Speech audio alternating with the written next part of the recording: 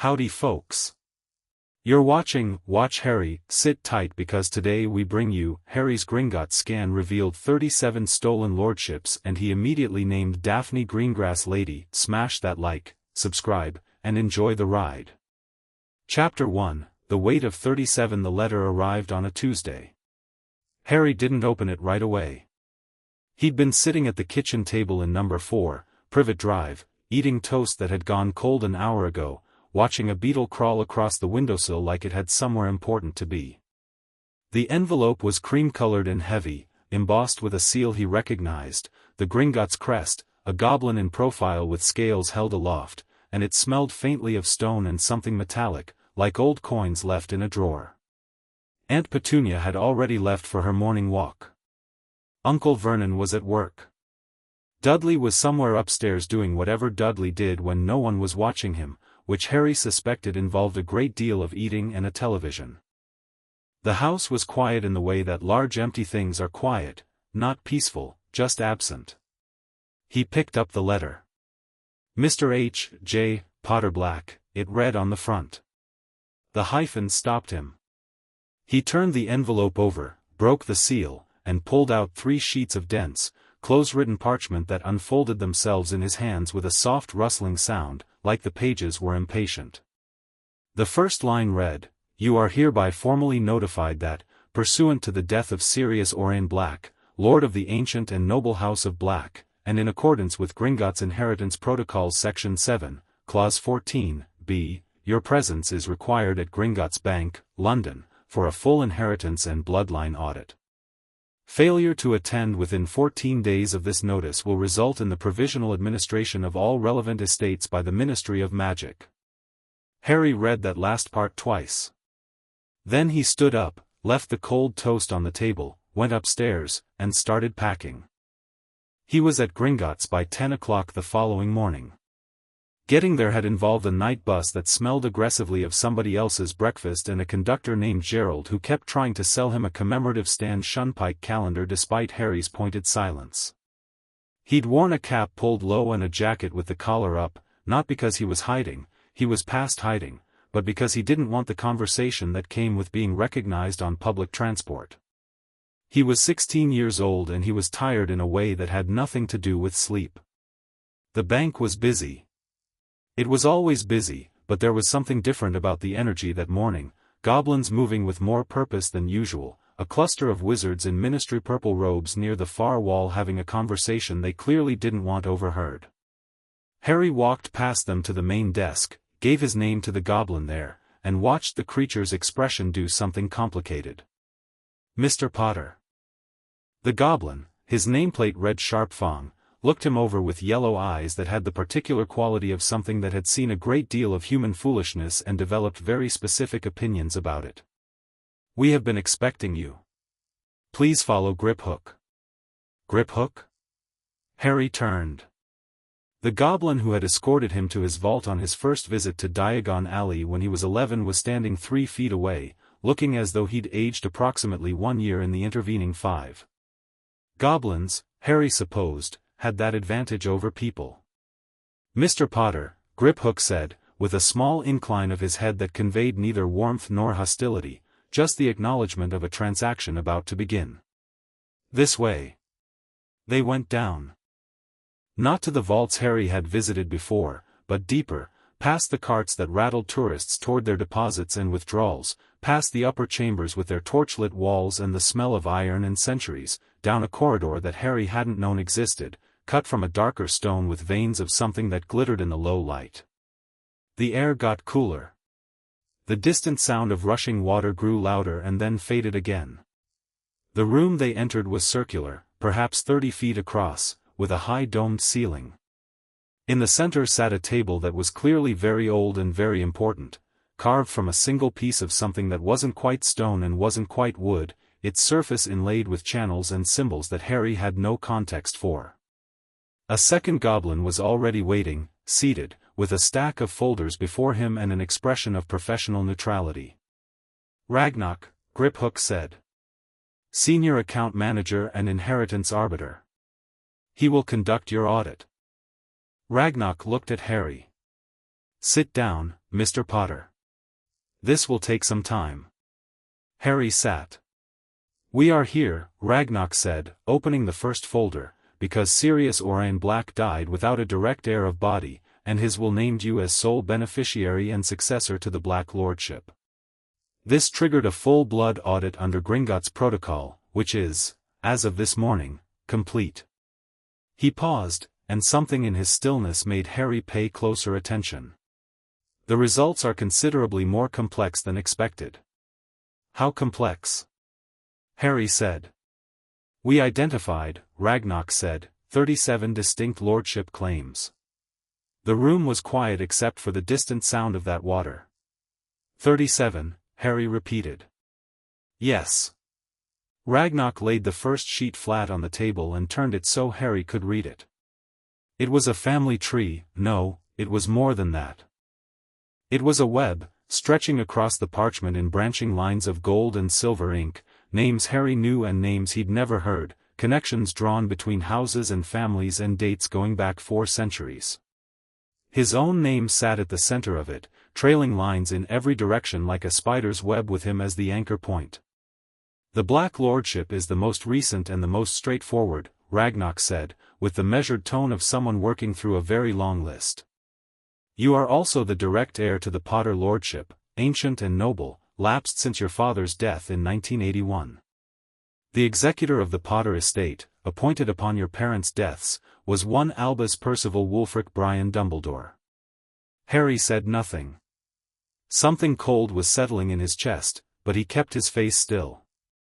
Dumbledore filed paperwork with the Ministry in November 1981 citing your incapacity as a minor to hold a lordship, and requested the title be held in administrative suspension pending your 17th birthday. Ragnarok's yellow eyes held Harry steadily. This is standard procedure. What is not standard is that 11 other lordships were similarly filed into suspension under his custodianship, dating between 1971 and 1995. Several of these suspensions were never filed for review on the holder's 17th birthday as required by law. He just kept them, Harry said. He filed the paperwork. The paperwork was accepted. Whether kept is the operative word is a matter of perspective. Ragnarok's tone didn't change. Gringotts does not make political judgments. We track bloodlines and assets. What we found, Mr. Potter, is that your bloodline, through your father's line, your mother's line, through the Black family tree, through marriages and adoptions and in 2 cases through magical inheritance following the extinction of lines, connects you to 37 distinct titles. Some of these, Griphook said quietly from where he stood behind Harry's chair, were stolen. Ragnarok gave Griphook a look that might have been a reprimand. The word, Ragnarok said, that we prefer is improperly transferred.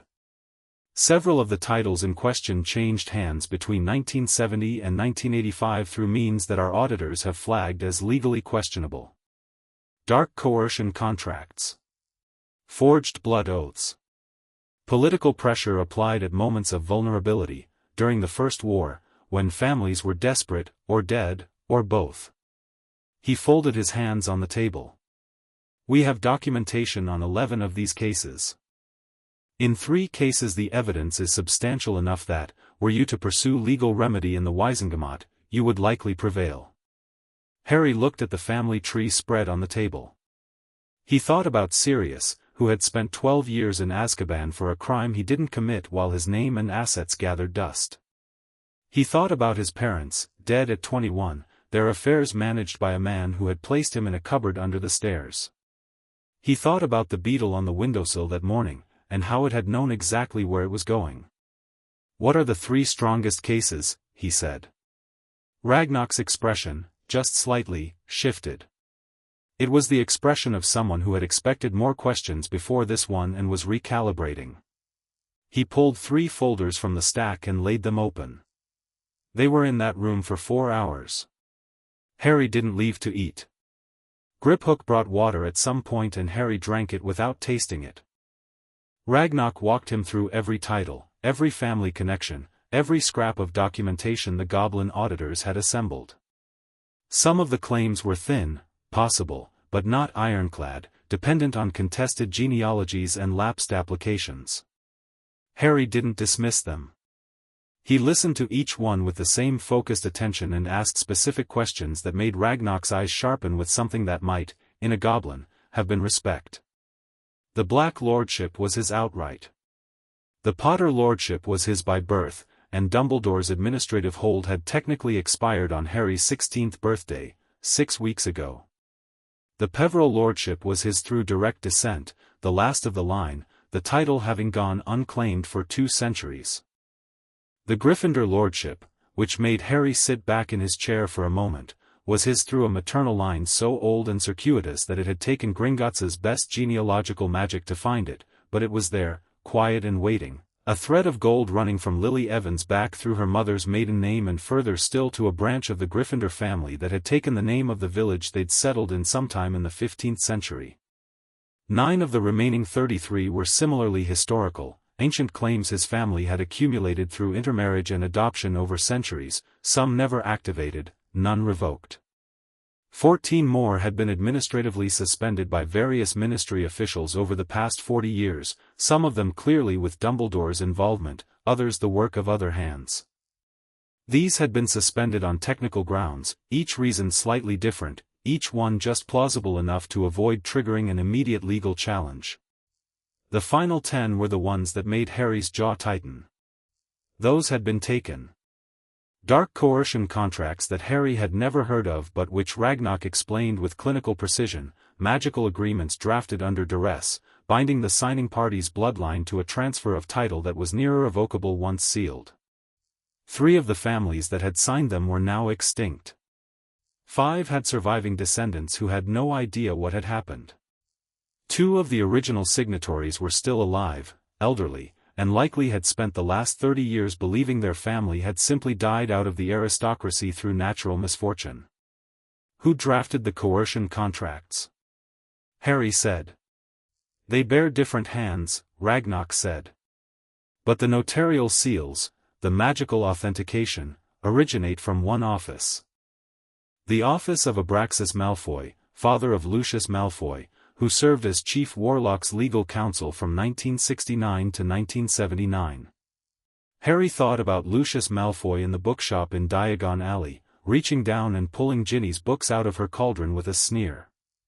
He thought about Lucius Malfoy at the Ministry 2 months ago, mask off, wand out. Right, Harry said. He sat forward. What do I need to do to claim all 37? Ragnarok opened a drawer and produced what looked like a flat velvet tray, set it on the table before Harry, and then produced a small knife. Your blood, Ragnarok said simply. Given freely to the claiming stone. The magic is old and does not require complex ceremony. If the blood accepts the title is yours. If the claim is contested or insufficient, the stone will tell us. He gestured to the tray. On it sat a flat disk of dark stone, smoother than glass. All 37 in sequence, Ragnarok said, producing a list. I will speak each title aloud. When the stone acknowledges the claim, we move to the next. Harry picked up the small knife. It was cold and light in his hand. He pressed it against his palm and drew a thin line, and his blood welled up, dark and vivid in the gold-veined light. The ancient and noble house of Potter, Ragnarok said, and Harry pressed his palm to the stone. The stone lit up like something waking from a long sleep. 45 minutes later, 37 rings sat on a tray. They weren't all identical, each one was distinct to its house, some plain bands of gold or silver, some set with stones, some carved with crests or runes. Some were warm and heavy when Harry touched them. One, the Gryffindor ring, a square-set ruby in aged gold, hummed slightly against his finger like a note held just at the edge of hearing. You cannot wear 37 rings, Ragnarok said, with what was almost humor. I know. Harry was looking at the tray. The others, can they be stored? Protected? Not by the Ministry. Gringotts will hold them in your vaults, Ragnarok said. Warded by goblin magic. The Ministry cannot access them without a Wisengamot order and our explicit cooperation, and I assure you, Mr. Potter, that our explicit cooperation would be very expensive to obtain." "Good." Harry picked up the black ring, dark silver, a serpent eating its own tail, and slid it onto his right index finger. Then the Potter ring, gold with a stag rampant, on his right middle. The Peveril ring, iron dark and unadorned, on his right ring finger. The Gryffindor ring on his right little finger. "The head of house traditionally wears the primary lordship ring," Griphook observed. "I know," Harry said. "I'm wearing 4. He held his right hand up and looked at the rings, knuckle to knuckle. 4 houses. For claims on his identity that the world had never told him about. These are the 4 I'll use actively. The others stay in the vaults until I need them." He stood. "One more thing," Ragnarok said. "The Potter and Black Lordships together give you 11 votes in the Wizengamot. If you were to formally claim even the 4 primary lordships, Potter, Black, Peveril, Gryffindor, you would hold a combined voting block of 22 seats. No single individual has held that many votes in the Wizengamot since the 1600s. Harry looked at him. "There will be people," Ragnarok said carefully, "who find this information alarming." "I imagine there will be," Harry said. He picked up his jacket from the back of the chair, pulled it on.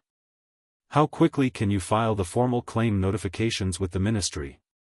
"They can be filed by end of business today." "Do it." He paused at the door. "And Ragnarok, I want to know which Ministry officials signed off on those administrative suspensions." "All of them." Ragnarok inclined his head.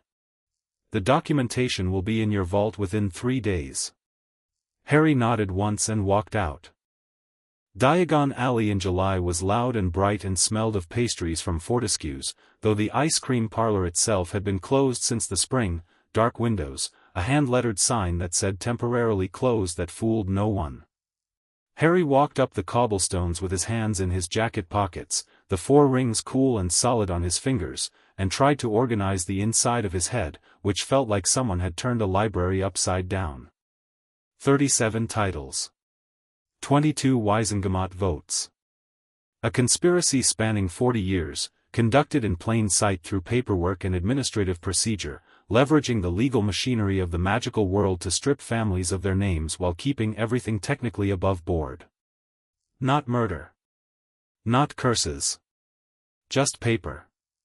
He stopped in front of the leaky cauldron and stood there for a moment, watching a young witch hurry past with a stack of books under her arm and a purpose to her stride that Harry found almost comforting. The world was still going on. People were still buying robes and arguing about Quidditch and sending owls with birthday cards. He went inside. The leaky cauldron was dim and comfortable and smelled of butterbeer and old wood. Tom the barman looked up, startled, when Harry walked in, then composed himself with the practiced neutrality of a man who'd been serving difficult clientele since before Harry was born. Harry wasn't looking at Tom, though. He was looking at the table in the far corner, where 2 figures sat over an untouched lunch, deep in a conversation that stopped the moment Harry walked through the door. He hadn't planned this. He'd been going to go back to Privet Drive, think, write some letters, to Hermione, to Neville. But something had stopped him on the street and sent him through this particular door, and now he was looking at Daphne Greengrass and her mother, and making a decision that he'd only been half-consciously considering for the past 3 hours. Daphne Greengrass was in his year at Hogwarts. Slytherin. She sat in the same potions classroom as him and had, as far as Harry could recall, spoken to him directly exactly twice in 5 years, once to ask him to pass the lacewing flies, once to inform him with cool precision that he'd mispronounced Sapophoris and that's why his draft of Living Death was the wrong color. Both times he'd been more struck by the sharpness behind her eyes than by anything she'd actually said. She was the daughter of Sirius Greengrass, a member of one of the oldest neutral families in Wizarding Britain, not Death Eaters, not Order, just quietly aristocratic and deeply political, navigating the space between sides with the careful precision of people who had been doing it for generations. She was 17 in October. She was, Harry had heard through the particular ether of Hogwarts gossip, already being courted by several families for a betrothal contract that her father wanted settled before the end of her 7th year. She was currently looking at Harry Potter walking across the leaky cauldron toward her with the expression of someone watching an unexpected weather event. Her mother, a composed woman in robes of dark green with Daphne's same pale coloring, watched him approach with a kind of frozen caution. "Miss Greengrass," Harry said, stopping at their table. "Mrs. Greengrass." He looked at Daphne. "Can I sit down?" Daphne's expression didn't flicker much, but something behind her eyes shifted, assessing, recalculating. "You can sit down," she said, "but I'd like to know why first." Her mother put a hand on Daphne's arm, but Daphne didn't look at her. Harry pulled out the chair across from Daphne and sat down without answering her condition, and she raised one eyebrow just slightly, the first sign that this conversation might be something other than entirely scripted. "I've just come from Gringotts," Harry said. "I had an inheritance audit." "I'm aware of how inheritance audits work," Daphne said. "I walked out of there with 37 lordship claims." He watched her face carefully. That landed, though she managed not to show it beyond a fractional stillness. Her mother's breath caught more visibly. "I'm claiming 4 actively: Potter, Black, Peverell, and Gryffindor. That gives me 22 votes in the Wizengamot as of today." Daphne looked at him for a long moment. "Why are you telling me this?" "Because in about 6 hours," Harry said, "everyone's going to know. The Ministry will have the filing by end of business. Gringotts is meticulous about notification procedures." He leaned forward slightly, not to crowd her, just to speak more directly. "And because your family has held a neutral position for 3 generations, and neutral ground is about to become very difficult to stand on. The Greengrass family has managed, the last time there was this much political pressure," Harry said calmly, not unkindly. "Families that stayed neutral ended up being pushed one way or the other. Some of them were pushed by people using legal instruments they didn't even know existed." He thought of the coercion contracts, the forged blood oaths. "I know what happened to some of those families. I read the documentation today." Mrs. Greengrass set down her fork carefully. "What exactly are you proposing, Mr. Potter?" Harry looked at Daphne. "Not her mother. Daphne." "I need a lady," he said. "Not a political prop. Not someone who will smile at functions and stay quiet in the background. Someone politically intelligent enough to navigate what's coming, from a family whose neutrality becomes an asset rather than a liability. Someone who can walk into the Wizengamot alongside me and hold her own ground." He paused. "I'm asking you, Daphne. Not your family." The silence at the table had texture. Daphne looked at him with those assessing eyes for long enough that Harry started to think she was going to say no, which he had fully prepared himself for. "I have questions," she said finally. "I expected you would. This isn't a traditional courtship offer." "No," Harry agreed. "It isn't. You don't know me well enough to." She stopped herself, and Harry watched her reconfigure the sentence she'd been going to say into something more honest. "You don't know if you like me. I know you're sharp, politically educated, you don't say things you don't mean, and you told me the truth about my potions technique when nobody else bothered." Harry shrugged. "That's a better foundation than most people start with." Daphne's mouth curved slightly at the corner. It wasn't quite a smile, but it was close. "You've been paying attention. I've been noticing things. There's a difference." Mrs. Greengrass had gone very still in the way of someone doing rapid mental arithmetic about stakes and outcomes. "I want a partnership," Harry continued. "Equal ground. Your family's connections and your political knowledge in exchange for the protection of a 22-vote block in the Wizengamot. Not domination. I'm not interested in running your family's affairs. Alliance. Real alliance, not the signed paper kind." "And the betrothal aspect?" Daphne asked. Her voice was still level, but there was an undercurrent in it that Harry thought was something between wariness and something else entirely. If we work well together, he said, it becomes something real.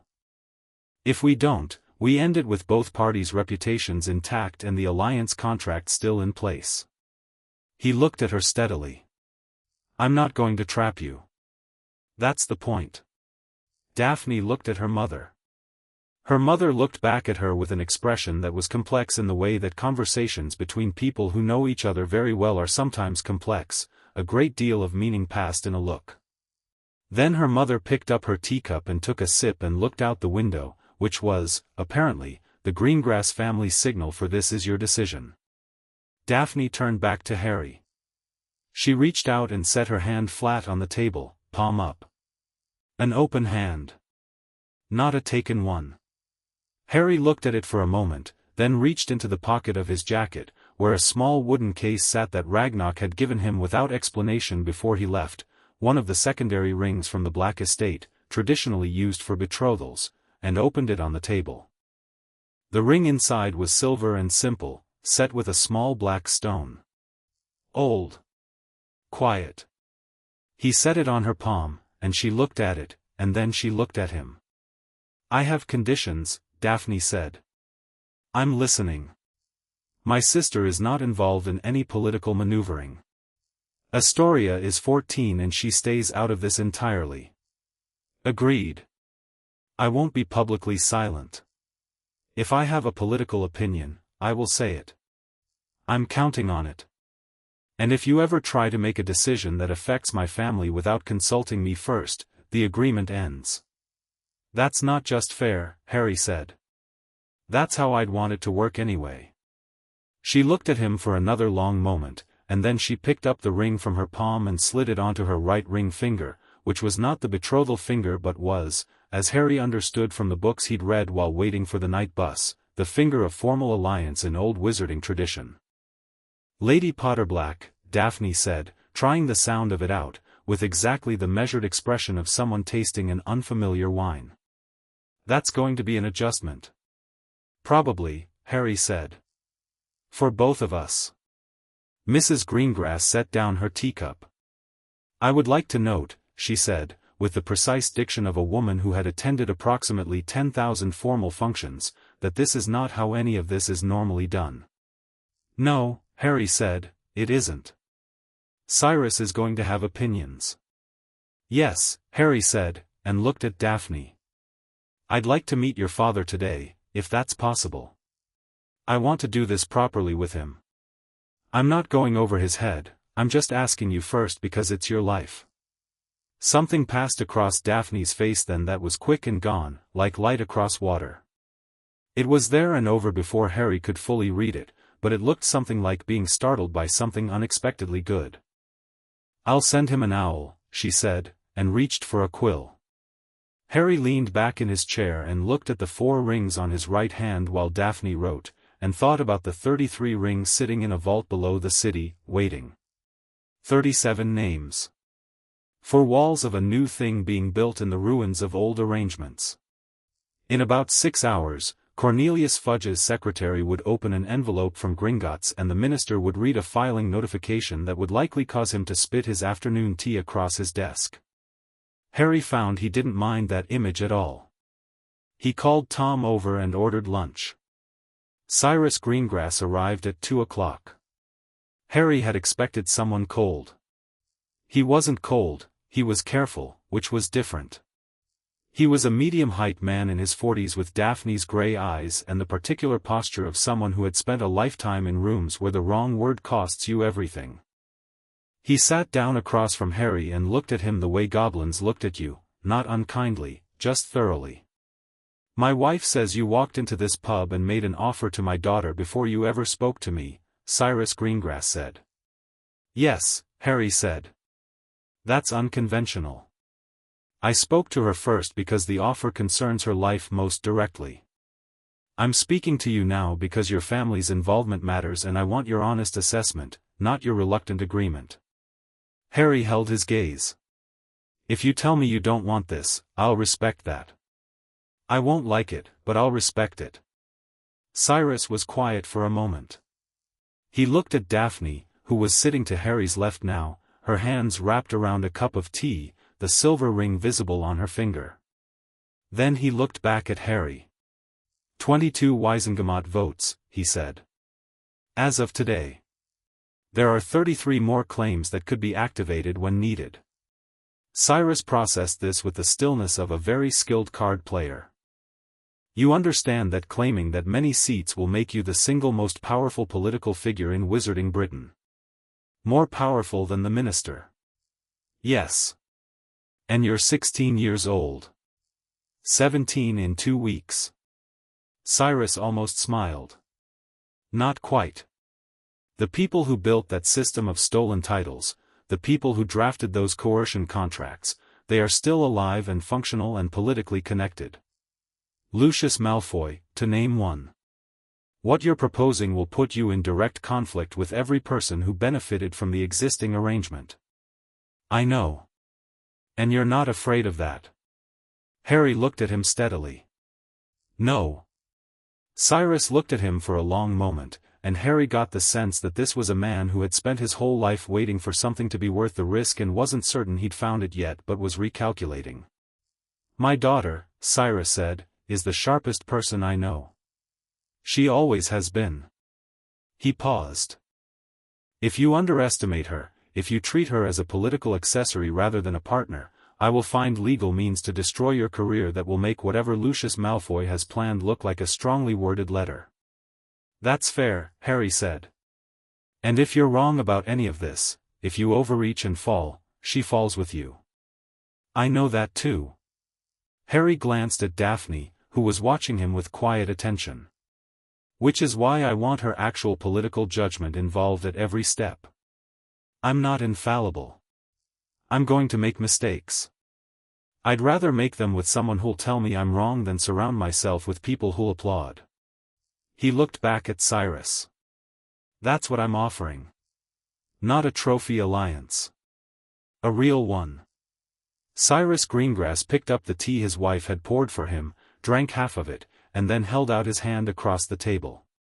Harry shook it. It was a firm handshake. The grip of a man who meant what he agreed to and expected the same in return. Daphne will move to Potter Manor at the start of term preparations, Sirius said, with the brisk tone of someone shifting from decision to logistics. We'll need to file the formal alliance papers with the ministry. I have a solicitor who handles this.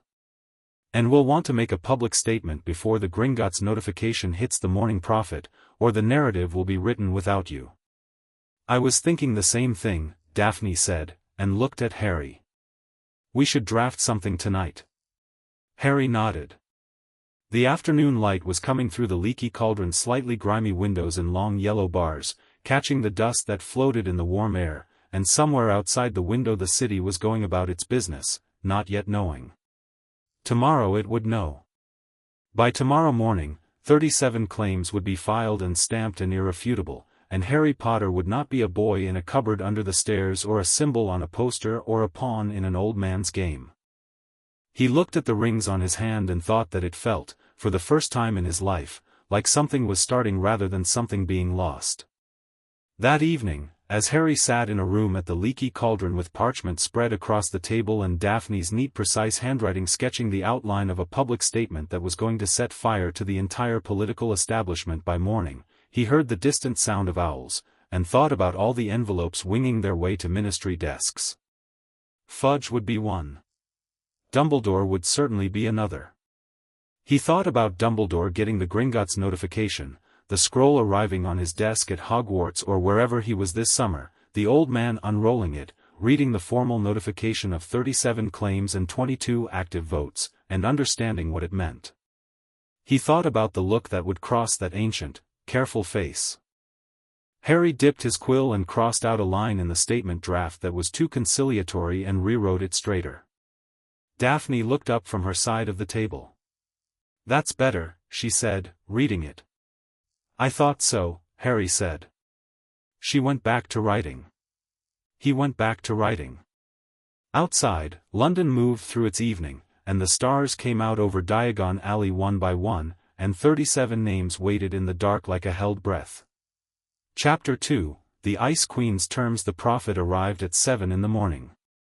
Harry heard the window bang open in the room above his before he even got out of bed, and then the sound of rapid footsteps, and then a sharp knock at his door. He'd only been asleep for 3 hours. He and Daphne had worked until past midnight drafting the statement, then a letter to Neville Longbottom that Harry had been turning over in his head since the vault room, and another to Hermione that had taken 4 drafts because there were things he needed to tell her that were complicated by the fact that some of those things involved Dumbledore. He opened the door in his rumpled t-shirt. Daphne stood in the corridor in a dark blue dressing gown with her hair down and the Morning Prophet held out at arm's length like she was presenting evidence. Her expression was the particular controlled calm of someone who was not calm. The front page headline read, "Boy Who Lived Claims 37 Lordships, Ministry Scrambles." Below it was a smaller headline that said Gringotts filing, full Wisengamot restructure imminent, and below that was a photograph of Harry taken at some point during the previous year, wearing school robes and looking generally determined, beside which the prophet had placed a hastily sourced image of the Gringotts crest. "They ran it before our statement," Daphne said. "I see that. Which means the narrative is already being written without us." "I see that too." Harry leaned against the doorframe and looked at the paper. The byline was Rita Skeeter. Of course it was. What does it say? It says you've made a unilateral power grab with no precedent in 500 years of wizarding governance. It quotes an unnamed ministry source saying, and I'm reading this verbatim, Mr. Potter's actions represent a dangerous destabilization of institutions that have maintained the peace of our society. Daphne looked up. It also says you may have acted under dubious goblin influence. Charming.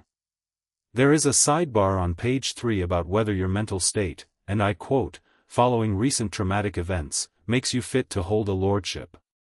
Harry took the paper, looked at it for a moment, and handed it back.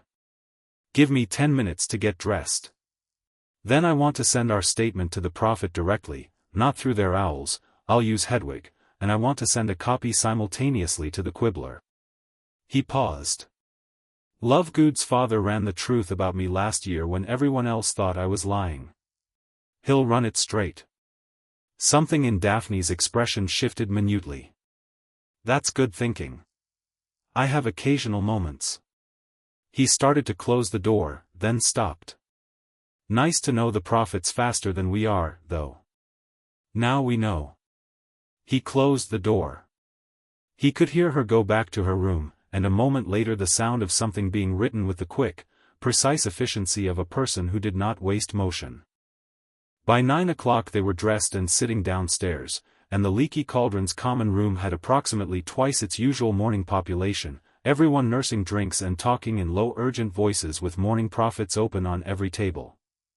Harry walked through the room like he owned it, which was close enough to the truth now that it made him slightly uncomfortable, and nobody actually stopped him. They watched, and they whispered, but nobody stopped him. Tom the barman slid 2 breakfasts onto the counter without being asked. "Rough morning, Mr. Potter?" "Normal morning," Harry said, which made Tom blink. Daphne sat beside him at the counter and opened her own copy of the Prophet to page 3. "The mental state piece quotes Dolores Umbridge," she said, without inflection. "Naturally. She's described as a concerned educator with insight into Mr. Potter's recent psychological difficulties. She tortured me with a blood quill for most of 5th year," Harry said, picking up his toast. Daphne set the paper down and looked at him. "She what?" "Used a quill that cut the words into the back of your hand instead of writing on parchment. Made me write, 'I must not tell lies' until it's scarred." He held out the back of his right hand, the same one with the lordship rings, and she looked at the faint silvery words still visible there. Her jaw tightened by precisely 2 degrees. "It's part of why I find her opinion of my mental state somewhat ironic." "That's documented?" Daphne asked, and her tone had shifted from controlled cool to something more intent. "I imagine Madame Pomfrey's records document the scarring. And presumably several students witnessed the detentions." "Yes." "Good." She folded the Prophet neatly and set it beside her breakfast. We'll want that documentation on file before she tries to use Umbridge as a character witness in anything more formal. Harry looked at her. You're already thinking 3 steps ahead. I'm always thinking 3 steps ahead, she said, and reached for the marmalade. I'm a Slytherin. It's not optional. The owl arrived at 9:30. It was a large, imperious bird, a tawny owl with the particular bearing of an animal that had been delivering important correspondence for a very long time and had developed opinions about the quality of the messages it carried. It landed on the counter beside Harry's breakfast plate, extended a leg, and waited with the expression of something used to being thanked. The letter was sealed with purple wax and the Hogwarts crest. Harry broke it open and read. Dear Harry, I have received notification from Gringotts of your inheritance audit and its findings, and I would very much like to meet with you at your earliest convenience to discuss several matters that touch closely on your welfare and safety. I understand this news must be overwhelming, and I want to assure you that I remain entirely committed to guiding you through what will no doubt be a complex time. I have taken the liberty of arranging a port key that will bring you to Hogwarts this morning, should you wish to come. The key is enclosed. With all my care and concern, Albus Dumbledore, there was a small brass key folded into the bottom of the envelope. Harry looked at it for a moment, then set it on the counter, then looked at Daphne. He passed her the letter. She read it. Her expression didn't change, but she set it down with the particular care of someone putting something fragile somewhere stable. He sent you an unsolicited port key, she said. To Hogwarts. Which he controls entirely. I noticed that. The phrasing is very good, she said. It reads as paternal concern. But read the second paragraph again. Harry picked it up. I want to assure you that I remain entirely committed to guiding you. She looked at him. Not congratulations. Not acknowledgement of your claims. Guiding. As though you're still a student in a corridor rather than a lord who just filed 22 Wisengamot votes. He does that, Harry said. I imagine he does.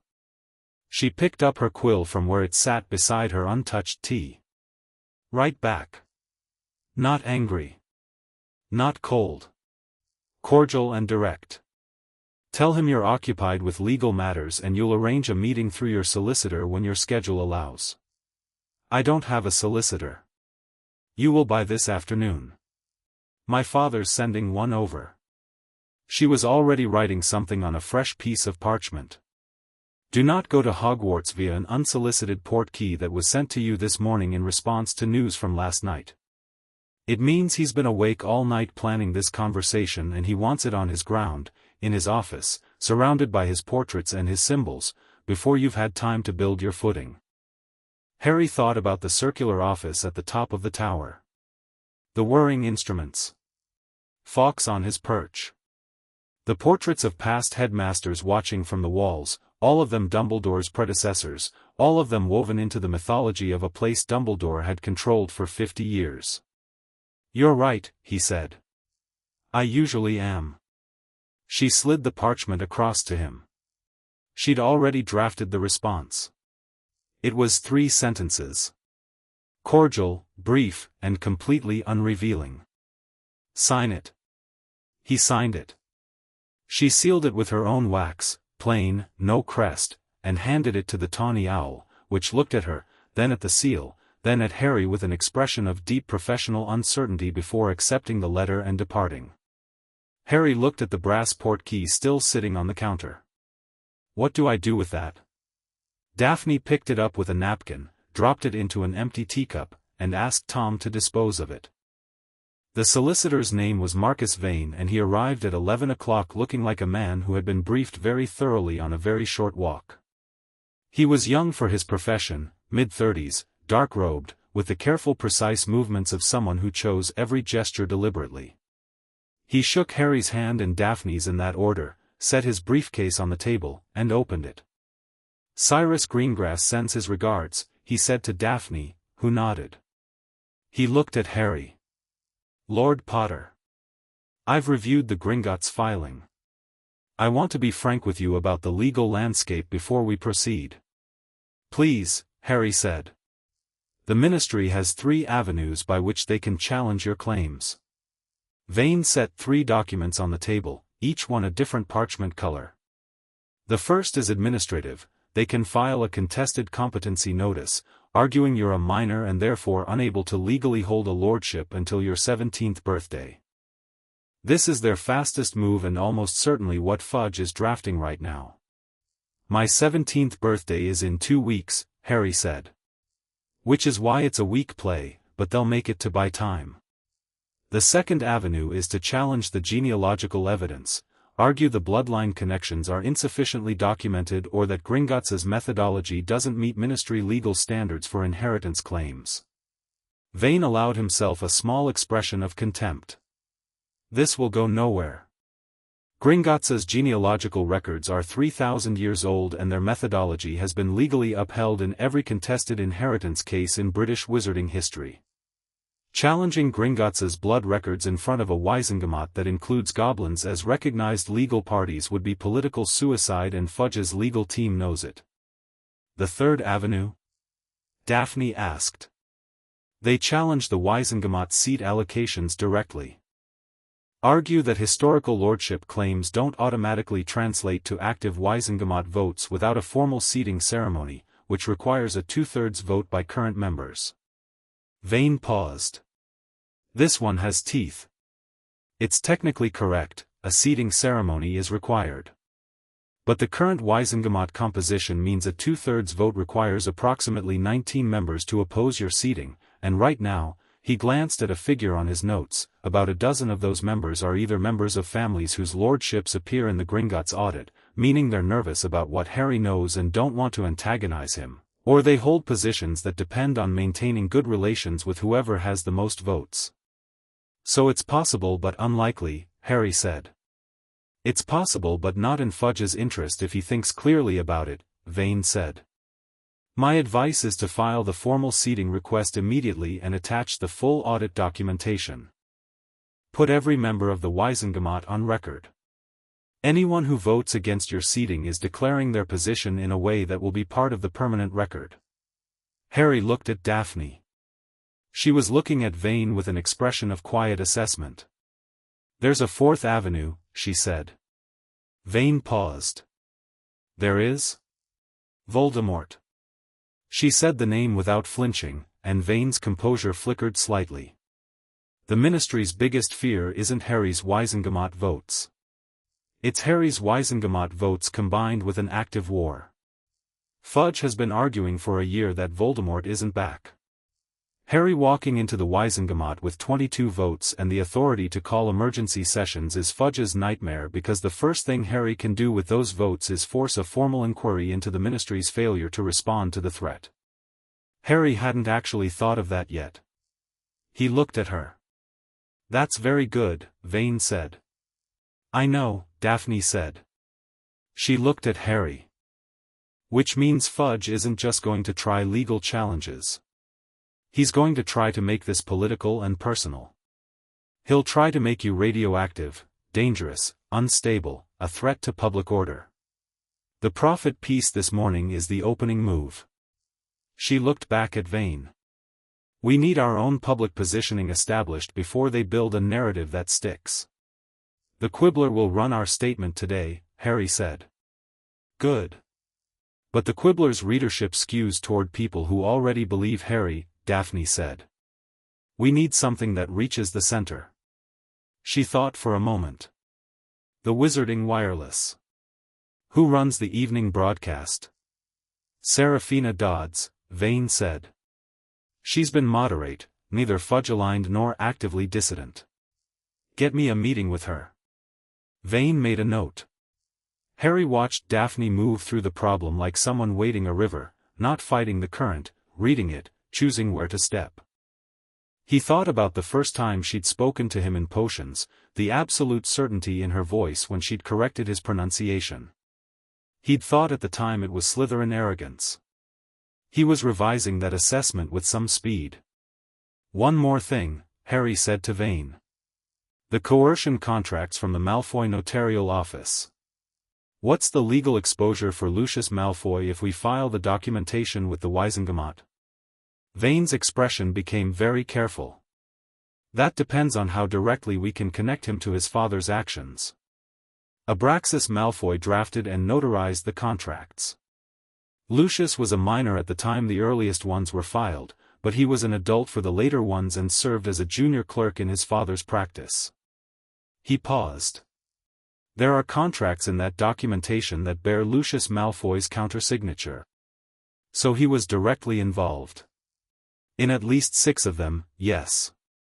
Vane looked at Harry over the top of his documents.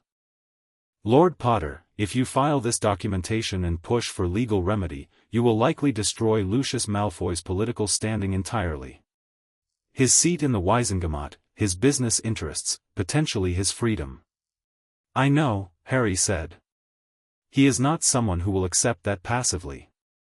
I know that too. Harry met Vane's eyes. File the seating request today. Attach the full audit. And prepare a separate brief on the coercion contracts. Don't file it yet, but have it ready. Vane nodded, closed his briefcase, and stood. One last thing, he said. The alliance filing for Lady Greengrass. I have the paperwork here. He produced 2 documents. Both signatures required. Harry signed his. Daphne signed hers. Vane blotted them dry and tucked them away. I'll be in contact by end of day, he said, and left. The common room was quieter now. The morning rush of prophet readers had dispersed. Tom was wiping down glasses behind the bar with the careful industriousness of a man pretending not to listen. Harry looked at Daphne. Are you all right? He said. Not about the strategy, about her. She'd been moving fast since 7 this morning and there hadn't been a pause in it.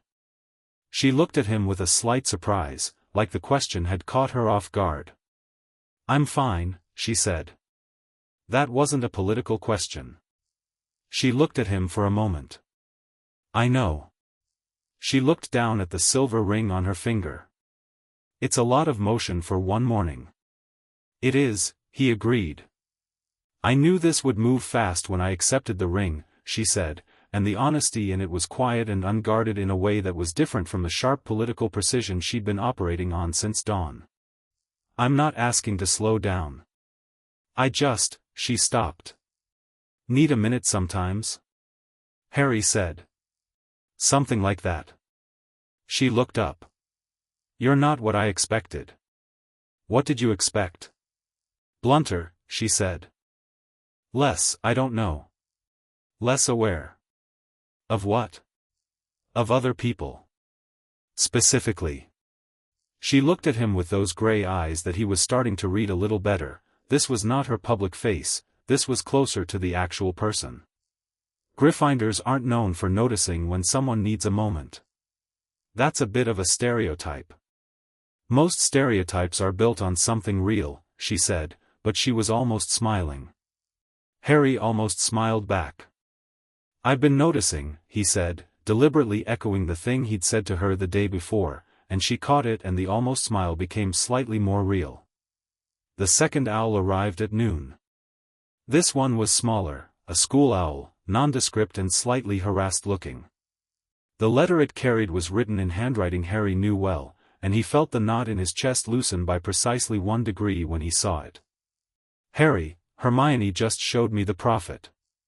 What in the actual, are you all right? Where are you? What do you need? I've been trying to flu your aunt's house and apparently she's had the flu sealed, which I think is illegal, but I wasn't sure. The thing about the Longbottom Lordship in the Gringotts document, it listed us, Harry. Gran will have seen it.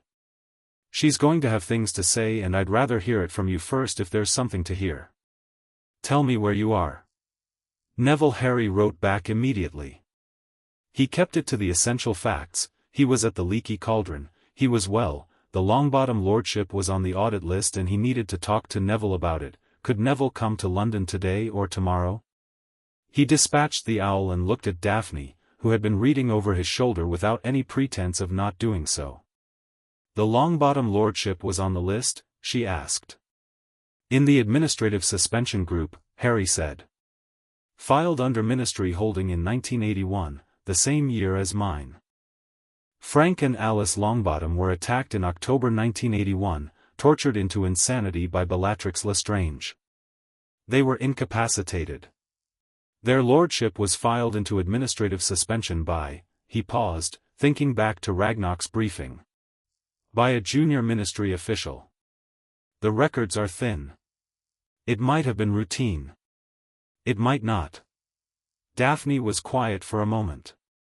Frank Longbottom was an Auror. One of the best of his generation, from what my father has said. If someone wanted to ensure the Longbottom family's political influence was neutralized at the same time as the Potters, I know, Harry said. I don't want to assume. I want to talk to Neville with the actual documents in front of us. Of course. She looked at him.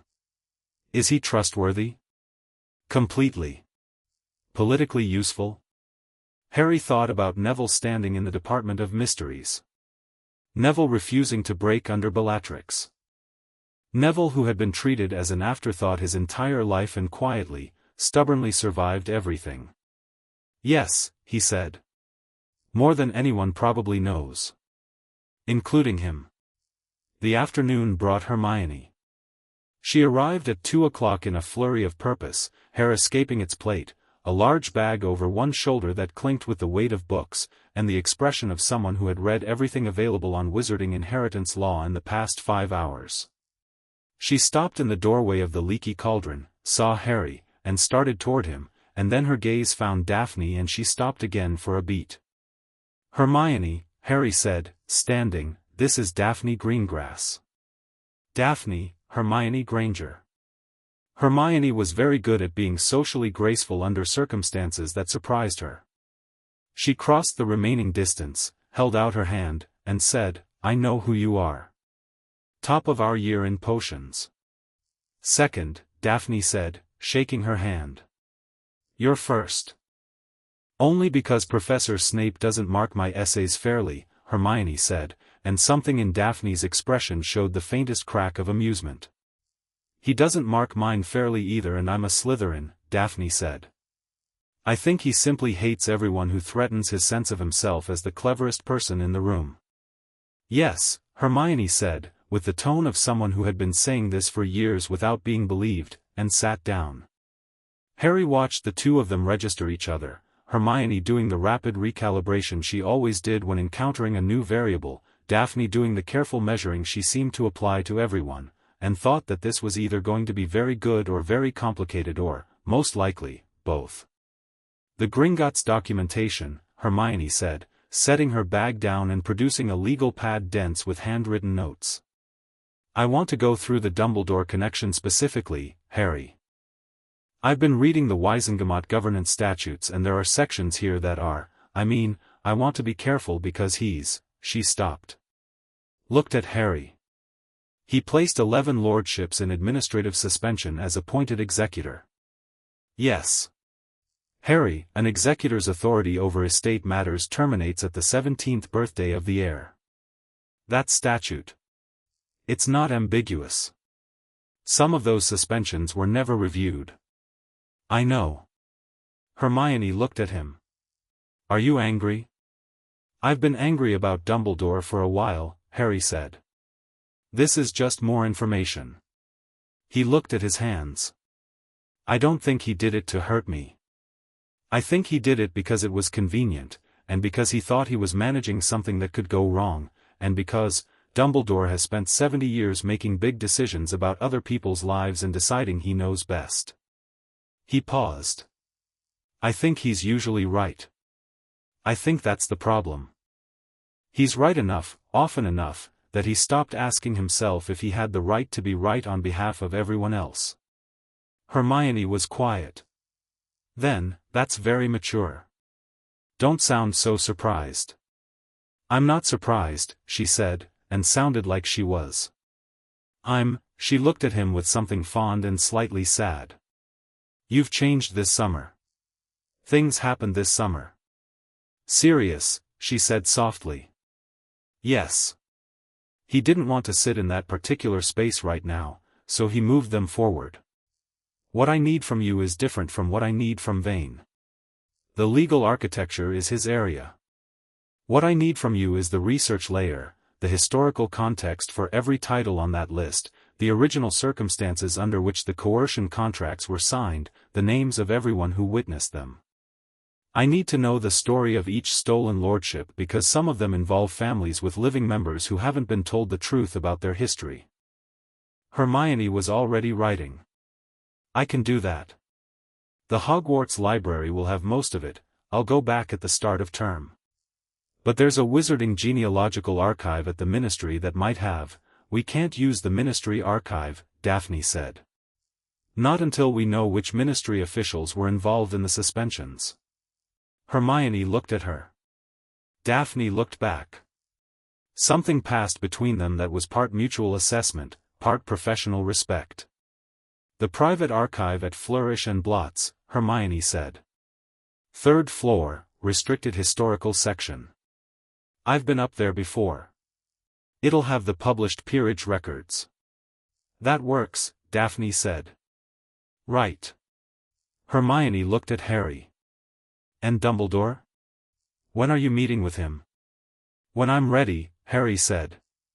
Hermione opened her mouth. Closed it. Opened it again. He won't like waiting. No, Harry said. He won't. She looked at him for a moment longer, then wrote something on her legal pad. Okay, she said, and it was the sound of someone deciding to trust the decision even if they wanted to add 3 caveats. Okay. What else? Neville arrived at 4. He came in through the leaky cauldron's front door looking somewhat windswept and holding a letter, and he stopped when he saw Harry, and the look on his face was one Harry hadn't seen there before, something raw and complicated, like a question that had been sitting unanswered for years had just been partially addressed.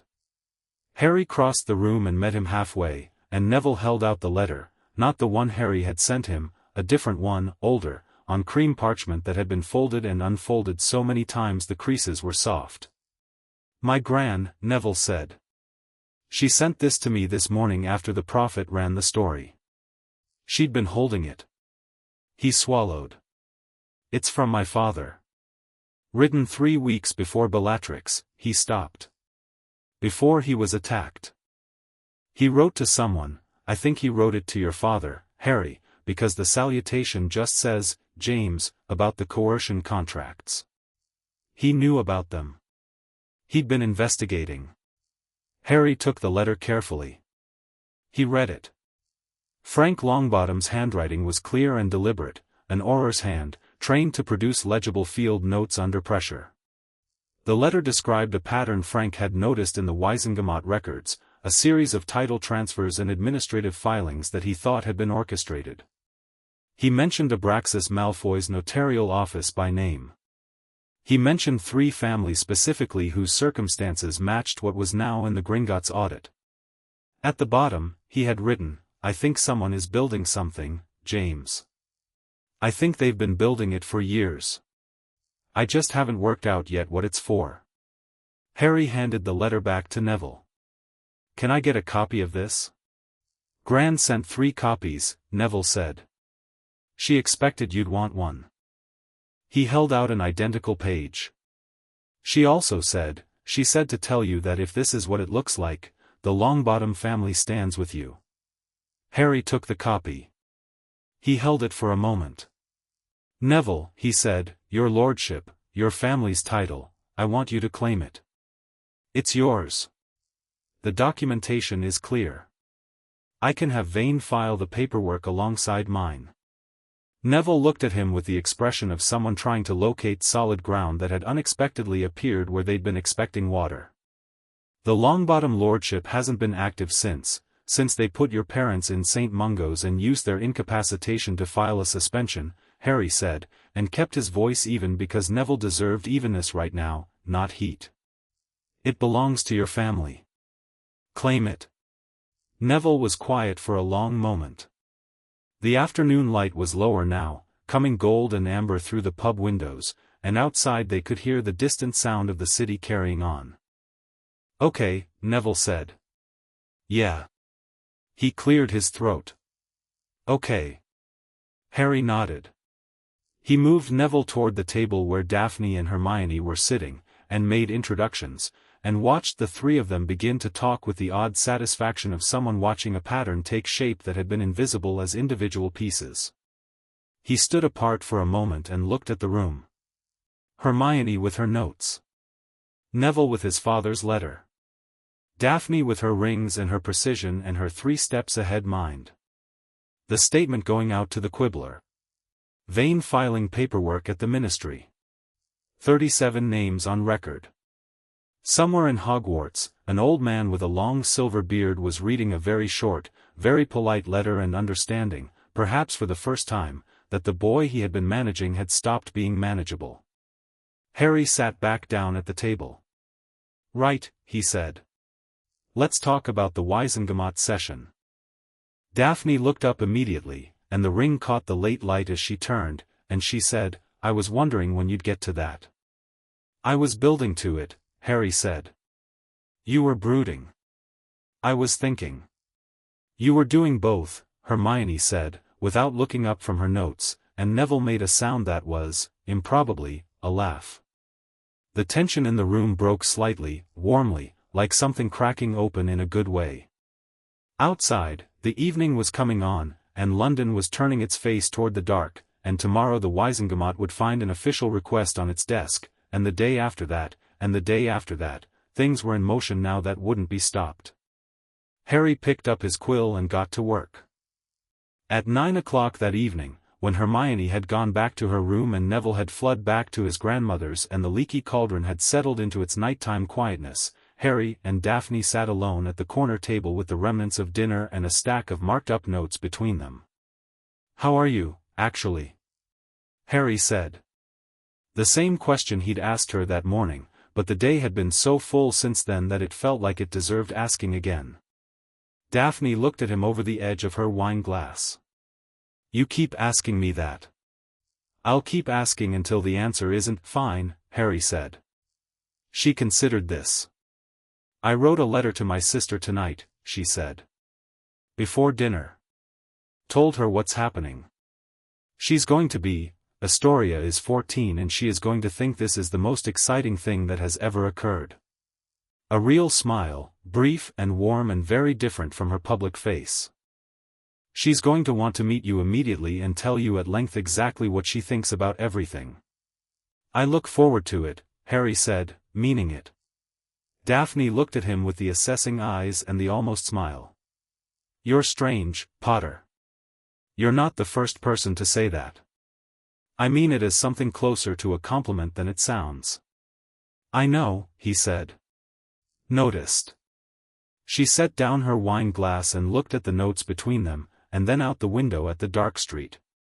"I want to tell you something," she said. "About why I said yes yesterday." Harry waited.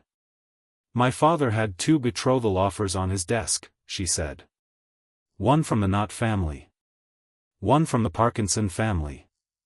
She kept her voice level, but the evenness was the kind that was constructed rather than natural. "I'd known about them since March. Father told me he would consult my opinion but that by the end of summer he needed an answer.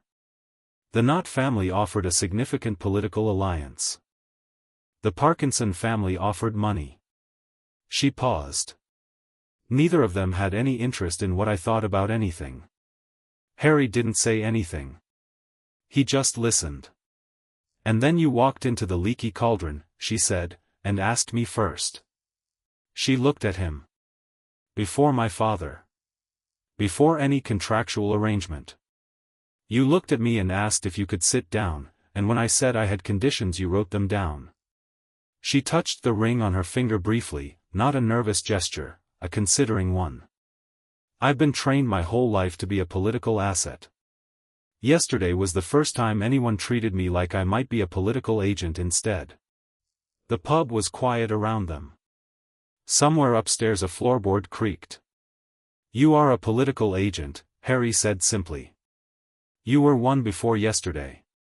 Yesterday just gave you a venue for it. She looked at him for a long moment, and the thing that passed across her face was complicated and real and completely unguarded, and then she picked up her quill and said, "The seating ceremony. I've been thinking about the Wizengamot chamber layout." She pulled a note toward her. "If we position correctly, which families we approach beforehand, which sequence of speakers we use," Harry smiled. He picked up his own quill. They worked until midnight. Chapter 3, The Lords convene. The Wizengamot chamber smelled of old stone and older politics. Harry had been in this room before, dragged here at 15 for a disciplinary hearing about underage magic, sitting alone in a chair with chains on its arms while 50 people in plum-colored robes looked down at him from tiered stone benches. He remembered the ceiling, high and dark. He remembered Dumbledore arriving at the last moment and the specific humiliation of needing to be rescued. He walked in now with Daphne on his left, Neville on his right, and Marcus Vane 2 steps behind carrying a briefcase that contained enough documented evidence to reshape the next 100 years of wizarding politics. He was wearing robes he'd bought yesterday, not school robes, proper formal ones, charcoal gray with the Potter crest embroidered in gold at the lapel. The 4 lordship rings were on his right hand. He wasn't hiding them. The chamber was already half full when they arrived, 20 minutes before the session was called to order. Members clustered in small groups on the benches, talking in low voices that stopped as Harry came through the door. He could feel the attention like a physical thing, not hostile, not welcoming, just enormous and watchful. He didn't look around nervously. He found the seat that Vane had told him to find, 3rd tier, central position, the seat reserved for the senior Potter lordship, and walked to it. He sat down. Daphne took the seat immediately to his left. Neville, whose Longbottom lordship papers had been filed yesterday and processed this morning with a speed that suggested Gringotts took some satisfaction in appending ministry expectations, took the seat to Harry's right. Vane settled into the advisors' gallery behind them. The low conversation in the chamber did not resume at its previous volume. Harry looked straight ahead at the chief warlock's chair, empty for now, and waited. They came to look at him in ones and twos before the session started. The first was Madame Marchbanks, who had examined Harry for his OWLs the previous year and who walked the length of the chamber with the unhurried confidence of a woman in her 130s who had watched everything happen at least twice. She stopped at Harry's row, looked at him with sharp brown eyes, looked at the rings on his hand, and said, "Potter." Then she looked at Neville. "Longbottom." Then she sat down 2 rows above them without another word, but the fact that she'd made the walk at all was, Harry had been told by Daphne at breakfast, a political statement of some weight. The second was a wizard Harry didn't know, 50s, heavy-set, with a Midlands accent and the look of a man who had built his own family's fortune without help, who introduced himself as Lord Rowell. Not Thorfinn Rowell, Harry noted, but a different branch. He shook Harry's hand and said, "My family's name is on your Gringotts list. Administrative suspension, 1979. He looked at Harry steadily. "I'd like to discuss that." "I'd like to discuss it too," Harry said. "After the session?" Rowell nodded and moved on. The third arrival was not a visit. It was an entrance. Lucius Malfoy came into the chamber 10 minutes before the session with 2 other Wizengamot members flanking him and the specific bearing of a man who had owned every room he'd entered for 40 years and saw no reason why today should be different. He was in formal robes of deep gray silk, his hair immaculate, his cane, the serpent-headed one, in his left hand. He moved to his own seat on the upper tier and settled into it and then, with the deliberate timing of someone who had prepared the gesture, looked directly at Harry. Harry looked back. Neither of them looked away for a long moment. Then Lucius's gaze moved to the rings on Harry's hand, and something passed through his expression, not fear, not anger, something more calculating than either. He looked back at Harry's face. Harry held his gaze a moment longer and then looked away first, not because he was deferring but because he was done making the point and had other things to look at. Beside him, Daphne had been watching the exchange from her peripheral vision. She said nothing, but he felt her posture settle in a way that meant she'd noted it. Cornelius Fudge entered the chamber at 5 to the hour looking like a man who had been awake for 2 nights and was covering it with increasingly desperate layers of political composure. He was in full ministry regalia, lime green robes, the ministerial badge catching the torchlight, and he had 2 aides beside him who were clearly there to hold him together through the force of proximity. He saw Harry.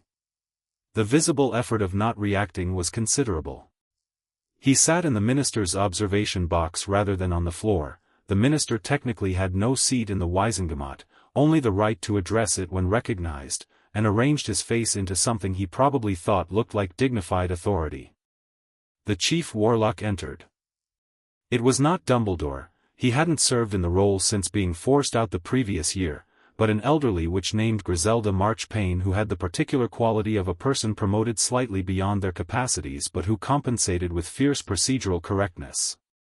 She called the session to order at exactly 10 o'clock, and the chamber's multiple conversations cut off at once.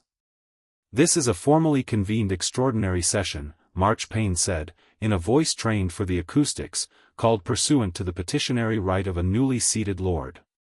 "Lord Potter." She looked at him. "You have the floor." Harry stood. He had written and rewritten what he was going to say. He had practiced it in front of Daphne at 8 this morning, and she had made him cut it by a third and sharpened the remainder until it had edges. He had practiced it again. And now he stood in the chamber where they'd tried to expel him from Hogwarts, where they'd ignored a year of warnings about Voldemort, where administrative process had been used for decades like a weapon, and he spoke. "Thank you, Chief Warlock Marchpane." He didn't use notes. Notes were a liability because they could be read by anyone nearby and they made you look uncertain. 3 days ago, Gringotts Bank completed an inheritance audit of my bloodline, triggered by the death of Sirius Black. The results, which have been formally filed with this body, revealed 37 distinct lordship claims connected to my family through the Potter, Black, Peverell, and Gryffindor lines. I have claimed 4 of these titles actively and intend to act in this chamber on behalf of each of them. The chamber was entirely still. The audit also revealed something else. He let that sentence sit for a moment.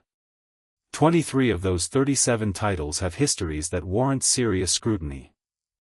11 were placed in administrative suspension by various ministry officials between 1971 and 1995 under circumstances that, in several cases, do not withstand examination. 10 were transferred through legal instruments that Gringotts has flagged as potentially coerced, what the documentation refers to as dark coercion contracts, drafted between 1968 and 1982 and authenticated by the notarial office of Abraxas Malfoy. He heard movement in the upper tier. He didn't look at Lucius Malfoy. "I am not here today to relitigate every one of those cases," Harry continued. "I am here because I hold 22 seats in this chamber and I intend to use them, and I think this body deserves to understand the basis on which I hold them." He paused. "I'm also here because one of those cases isn't mine. Lord Longbottom." He gestured to Neville. Neville stood. He was composed, more composed than Harry had seen him in any moment that didn't involve being in a fight. He had his grandmother's posture, straight-backed and unapologetic. The Longbottom Lordship was filed into administrative suspension in 1981, Neville said, following the incapacitation of my parents, Frank and Alice Longbottom. My father had been investigating the coercion contracts before his attack. I have documentation of this. He held up Frank Longbottom's letter, not the original, one of the copies. I am formally requesting that this body open an inquiry into the circumstances of that suspension. He sat down. The chamber did not erupt. It did something more unnerving than erupt, it produced a thick, charged silence in which everyone was doing calculations. Madame Marchbanks, from 2 rows above Harry, spoke without standing, in the measured tone of someone who had been waiting for exactly this moment for years. I second Lord Longbottom's request. Griselda Marchpane looked around the chamber. Her procedural instincts were warring visibly with something more personal. A seconded request for inquiry will be put to a preliminary vote, she said finally. All in favor of opening an inquiry into the 1981 Longbottom Lordship suspension? Harry raised his hand. All 4 rings caught the light. Neville raised his hand. Marchbanks raised hers. Then, and this was the moment Harry had been watching for, 3 more hands went up on the middle tier. Then 2 more on the far side. Then, slowly, like a wave breaking with more force than expected, 5 more. 11 in favor. The chamber had 40 seats currently filled. Opposed? Marchpane said. 7 hands. Harry looked at each one. He had Vane's breakdown of likely loyalties in his head, and 6 of the 7 were exactly who he expected. The 7th was a surprise, an older witch named Ursula Fawley who Harry had thought would be neutral. He filed that away. The remainder, Marchpane said, looking at the 22 members who had raised neither hand, will be recorded as abstaining. She wrote something. The inquiry is opened. Fudge stood in his observation box. Chief Warlock, I would like to raise a point of order. The minister may address the chamber, Marchpane said, with the slightly pained tone of someone who had been waiting for this and didn't relish it. Fudge's composure was assembled brick by brick in real time. The ministry wishes to express its full support for the proper administration of this body, he said, which meant nothing and was designed to. However, I must note that the matters raised in Lord Potter's address touch on ongoing ministry investigations and I would caution the chamber against, which ongoing investigations? Harry said. Fudge looked at him. The chamber looked at Fudge. I'm sorry. Fudge said. Harry didn't repeat himself. He just waited. The ministry has, there are several active. The silence that followed was the specific silence of a room full of people watching someone walk into a wall in slow motion. Fudge sat down. Daphne, entirely without expression, made a very small mark on the parchment in front of her. The session broke for 30 minutes at noon, and the chamber dissolved into movement and noise. Harry stood, stretched, and had approximately 4 seconds before Lord Raoul materialized at his elbow. Efficient morning, Raoul said, with the blunt approval of a man who respected results. We're just starting, Harry said. Your afternoon agenda item, Raoul said. The hereditary seat allocation review. Are you putting it to a vote today or tabling it? Putting it to a vote, Harry said. I want it on record before anyone has time to organize opposition. Raoul looked at him with an expression that recalibrated itself upward. You'll have my vote. 3 others in my block. He paused. In exchange, when the Raoul suspension comes up for formal remedy, I'd like it handled before the end of session. Agreed, Harry said. Raoul moved off. Harry turned and found Daphne beside him with 2 cups of tea that had appeared from somewhere. Raoul Block, she said quietly, handing him one. That's 4 votes you just confirmed. Combined with Marchbanks and the 2 from the middle tier who voted for Neville's inquiry, you're looking at 17 reliably in favor of the seat allocation review, plus your own 22. That's 39 votes, Harry said. 40 if we count Neville's. She glanced across the chamber. The abstentions this morning were mostly members who haven't decided yet which way the wind is blowing. The 7 who voted against the Longbottom inquiry, those are the ones we need to watch. Malfoy didn't vote at all, Harry said. I noticed. She sipped her tea. He's not going to oppose you directly in public. Not yet. He's gathering information. She looked at Harry with those measuring gray eyes. He's trying to understand whether this is a political maneuver he can co-opt or a structural threat he needs to neutralize. Which one is it? The second one, she said, simply and precisely. Which he'll realize about halfway through your afternoon agenda, and that's when things will get interesting. Harry looked across the chamber to where Lucius Malfoy stood at the entrance to a side corridor, in conversation with 2 other members, his back to the chamber floor. He was not looking at Harry. That was its own kind of looking. Daphne, Harry said. Yes? The Malfoy notarial documentation. How much detail does Vane have on it? Enough, she said. 6 contracts with Lucius's countersignature. 3 of them from after his majority. After his majority, Harry repeated. So when he was a legal adult, capable of independent action, and chose to participate. Yes. I'm not going to use it today, Harry said. I want him to know I have it, but I'm not going to file it yet. Daphne looked at him. Why not? Because the moment I file it, he stops being someone who might still be calculating whether to cooperate and starts being someone with nothing to lose, Harry said. I want him slightly uncertain for as long as possible. She was quiet for a moment. That's not a Gryffindor way of thinking. No, Harry agreed. Is it wrong? No, she said. It's right. She looked at him with something that was almost respect, the way a person looks when they encounter something they hadn't expected. It's completely right. Then stop looking surprised. I'm not surprised, she said. I'm revising. Neville found Harry during the break near the chamber's high windows, where the autumn light came in grey and cool over the London rooftops. Gran's here, Neville said. Harry turned. Augusta Longbottom was standing near the chamber entrance in green robes and her characteristic vulture hat, which Harry had always privately found alarming and now found oddly appropriate. She was not looking around the chamber with the slightly overwhelmed expression of someone arriving somewhere intimidating. She was looking at the chamber the way you look at a place you've been before, a long time ago, and are returning to on your own terms. Harry crossed to her. Lord Potter, Augusta said, with a precise inclination of her head that communicated approximately 17 things simultaneously, including acknowledgement, assessment, and a conditional kind of approval that she was still deciding whether to finalize. Mrs. Longbottom, Harry said. Thank you for coming. I wasn't going to miss it, she said flatly.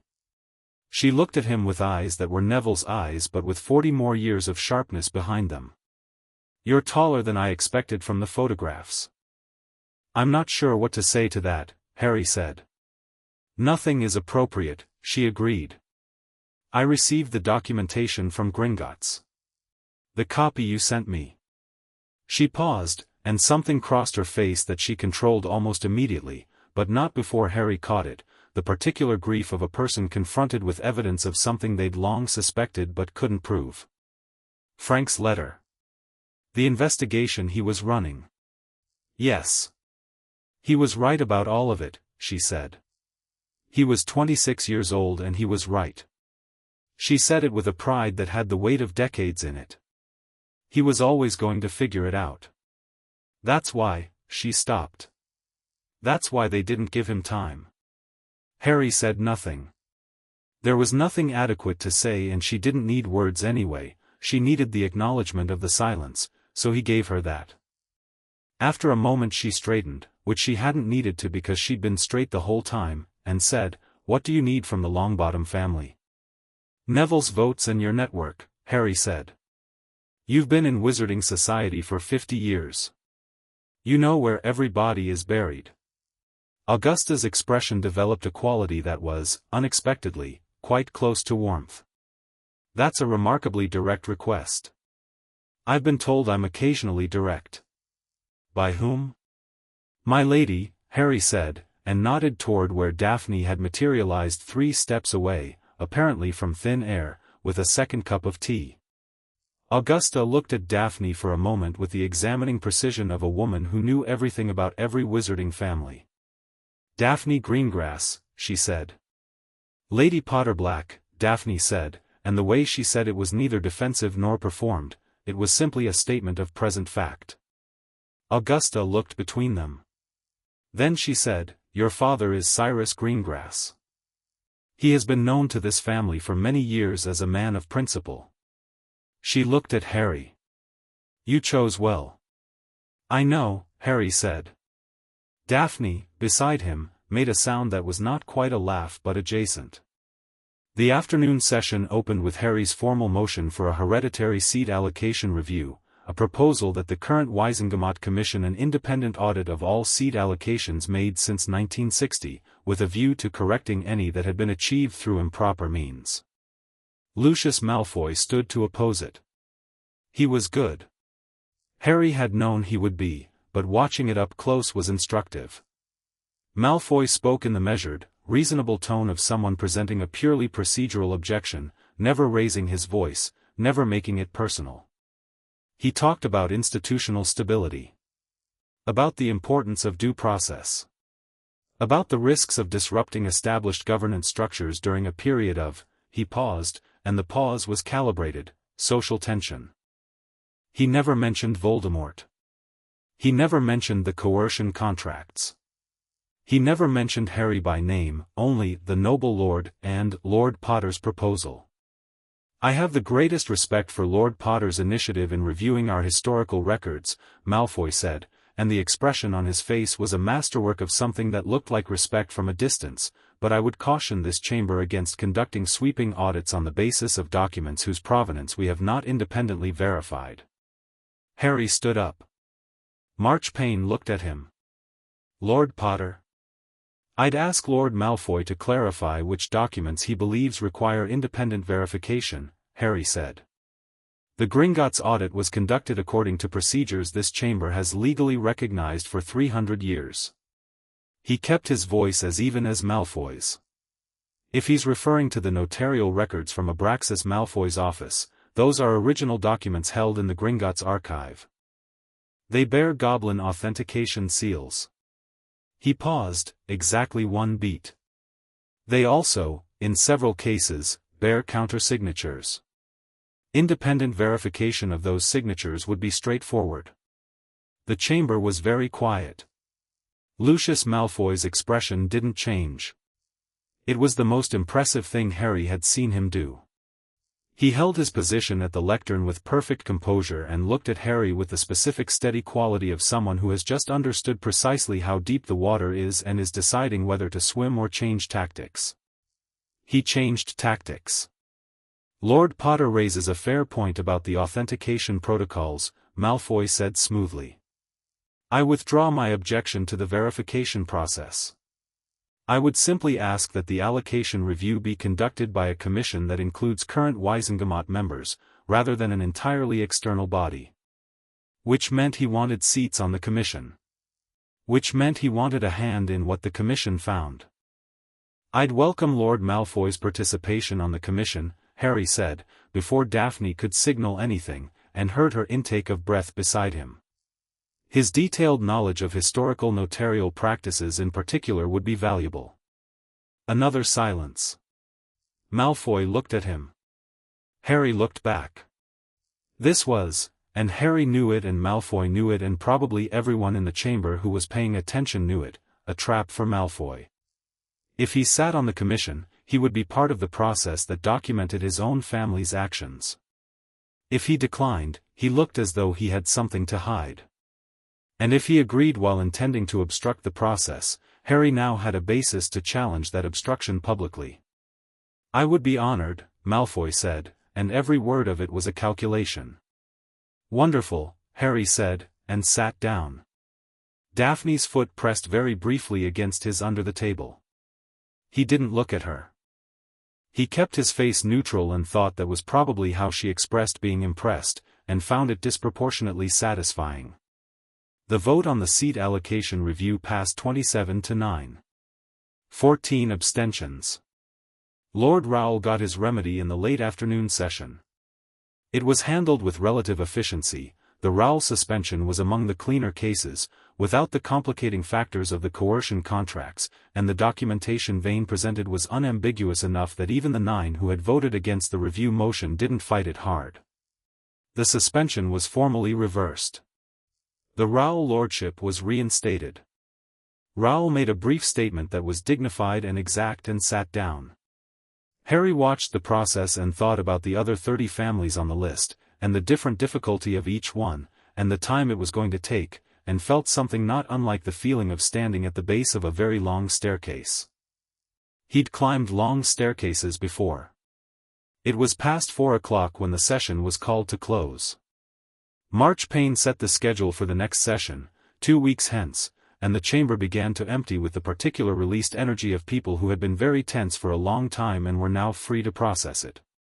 Harry stood and stretched and turned to find Augusta Longbottom standing one tier above, watching the chamber empty with an expression that was quiet and complex. "Mrs. Longbottom," Harry said. She looked at him. "Augusta," she said. "Given the day's work, I think we can dispense with formalities." "Augusta," Harry said. "What are you thinking?" She was quiet for a moment. "I'm thinking about Frank," she said. "He would have liked you." She looked out at the emptying chamber. He was always looking for someone who could see the whole board. She glanced at Harry. "You see the whole board." "I had help," Harry said. "The best people always do," Augusta said, and moved toward the exit with the certainty of someone who had no time for drawn-out goodbyes. Neville came to stand beside Harry. He looked tired, but there was something different in his posture, a straightness that hadn't been there before, like something had been settled that he hadn't realized was unsettled. "That was," Neville said, and stopped. "Then, I spent 16 years thinking my family's situation was just something that happened. Bad luck. Tragedy." He looked at his hands. "It wasn't bad luck." "No," Harry said. "Someone did it on purpose." "Yes." Neville was quiet. "Then, right." He took a breath that had the quality of air taken in before going underwater, and came out the other side of it with something resolved. "What's next?" Harry looked at the chamber, half empty now, the tiered benches and old stone and the chief warlock's chair that Dumbledore no longer sat in. Then he looked at the door. "I need to talk to Dumbledore," he said. Neville looked at him. "Are you ready for that?" "No," Harry said honestly. "But it's been 4 days and waiting longer only gives him more time to prepare." He picked up his notes from the bench. "I'm choosing my ground." "Where?" "Not Hogwarts," Daphne said, appearing on Harry's other side with the timing of someone who had been listening and waiting for the right moment to contribute. "Neutral ground. Public, but not crowded." She had, Harry noted, already thought about this. The 3 broomsticks, perhaps. Or, actually. She paused. The Ministry atrium. Public record, portraits watching, every word observable. Harry thought about it. "Yes," he said. "The atrium." He sent an owl from the chamber's post station before they left. The letter to Dumbledore was 6 lines, a proposed meeting in the Ministry atrium, a time, tomorrow at 11, and 2 sentences that were neither warm nor hostile. "I think it would be useful for both of us to have a direct conversation. I prefer to have it somewhere we can both speak freely." He sealed it and handed it to the post owl. They ate dinner at a small restaurant off Diagon Alley that Daphne had suggested, a narrow-fronted place with excellent food and the kind of clientele that minded its own business. Hermione came, and Neville, and Marcus Vane, who arrived at the tail end of the main course with a briefcase full of today's paperwork. 27 to 9, Vane said, sitting down and accepting a glass of wine. "Stronger than projected." "The abstentions were the tell," Daphne said. 14 abstentions means 14 members who chose not to publicly oppose something they privately might have wanted to oppose. They're reading the situation. "The next 2 weeks will be critical," Vane said. "Malfoy will be working the abstentions." "So will we," Harry said. He looked at Daphne. "Your father's connections, the moderate neutral bloc. Can Cyrus work them?" "He's been working them since Tuesday," she said, and smiled. Hermione, who had been quiet through most of dinner with the focused inwardness of someone working through a problem, looked up. "The Dumbledore meeting tomorrow," she said. "Harry." "I know," he said. "I don't think you do," she said, and there was something careful in her voice, the way she spoke when she was going to say something she'd been turning over for a while. He's not your enemy. I know what the documentation says about the suspensions and I'm not excusing it. But you grew up without anyone telling you about your own history, about your name, about what your parents built, and a lot of that is because of choices he made. And you're going to walk into that room tomorrow and he's still going to be, she paused. He's still going to be Dumbledore. And it's going to be hard. The table was quiet. Harry looked at Hermione and thought about how well she knew him and how uncomfortable that was sometimes and how grateful he was for it regardless. I know, he said. Not dismissively. I know it's going to be hard. He stopped. Found the words for it, which weren't words he'd used out loud before. He's the closest thing to a mentor I've ever had. Even accounting for everything, even accounting for the year one incident with the mirror, and Quirrell, and the chamber, and the tournament, he's been more present in my life than any adult should have had to be because he was compensating for the fact that my parents were dead and my guardians were terrible, and some part of me is still, he exhaled. Still a kid who wanted him to be what he was supposed to be. The restaurant carried on around them, warm and ordinary. But I'm not going to that meeting as a kid, Harry said. I'm going as a lord with 22 Wisengamot votes and documentation of things that need answers. He looked around the table, Hermione, Neville, Daphne, Vane. And I'm not going to pretend those things didn't happen because it's emotionally easier. Neville, quietly, said, no. Don't pretend. Hermione looked at her wine glass. I'll come with you, she said. If you want. I want Daphne, Harry said. Hermione looked up. She glanced at Daphne, who was watching Harry with the careful attention she brought to everything, and something shifted in Hermione's expression, not hurt, just a recalibration of categories.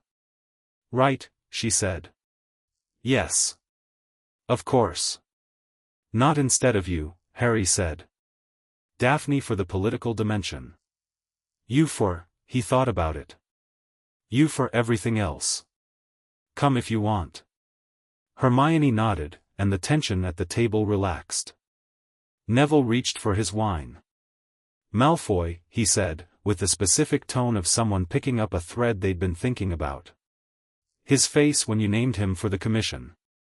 Instructive, Harry said. I've never seen him lose composure before, Neville said. He didn't lose it today. But I've never seen him have to work that hard not to. He's going to move soon, Harry said. He's not a patient man when he thinks he's losing. Then we need to be ready, Daphne said. She looked at Harry. The coercion contract documentation, I want Vane to prepare the filing for immediate dispatch. Not because we send it tomorrow. But because if Malfoy moves, we send it within the hour. Vane nodded. It'll be ready by morning. Good, Harry said.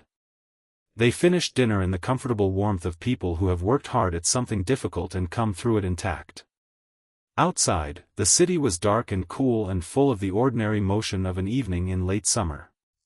Somewhere in the ministry, clerks were recording today's votes in the permanent ledger. Somewhere, Lucius Malfoy was making calls. Somewhere, Cornelius Fudge was working out how to survive the next 2 weeks. And somewhere, in a school on a Scottish hillside, Albus Dumbledore was reading a 6-line letter and deciding how to walk into a room where he was no longer holding all the cards.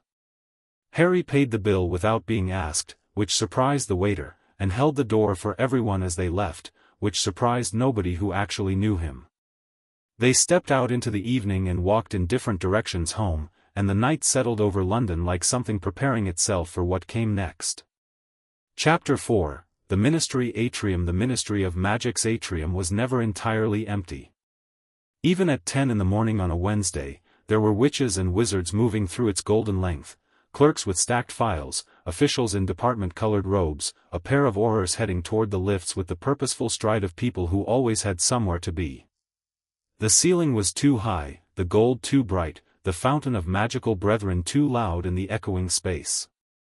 The fountain had been restored after the battle 2 months ago, the figures replaced and polished to a gleam that was slightly too perfect, like scar tissue over something that hadn't finished healing.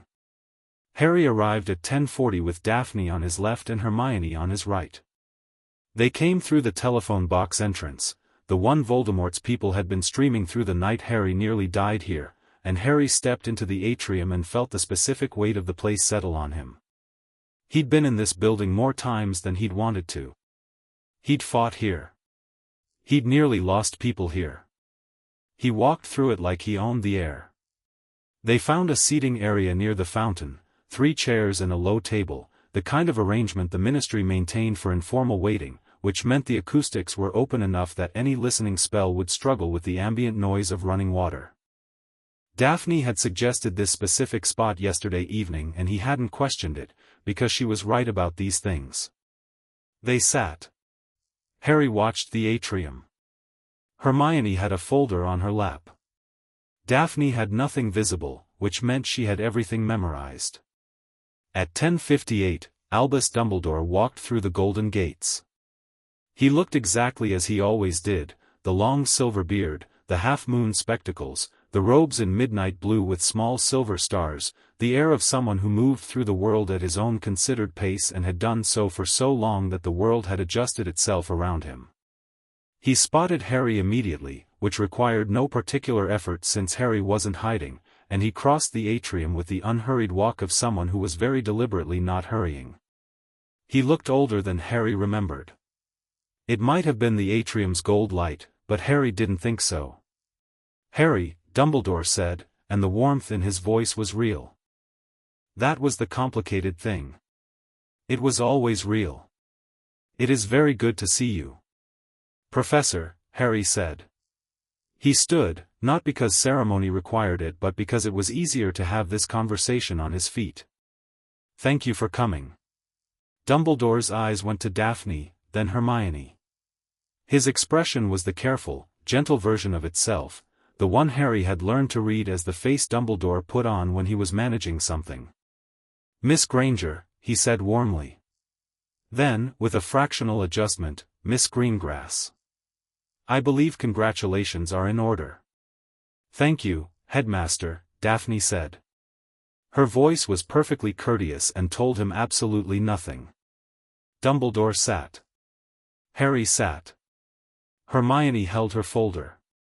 "I imagine," Dumbledore said, settling into his chair with the air of a man making himself comfortable in an uncomfortable situation, "that you have a great many questions."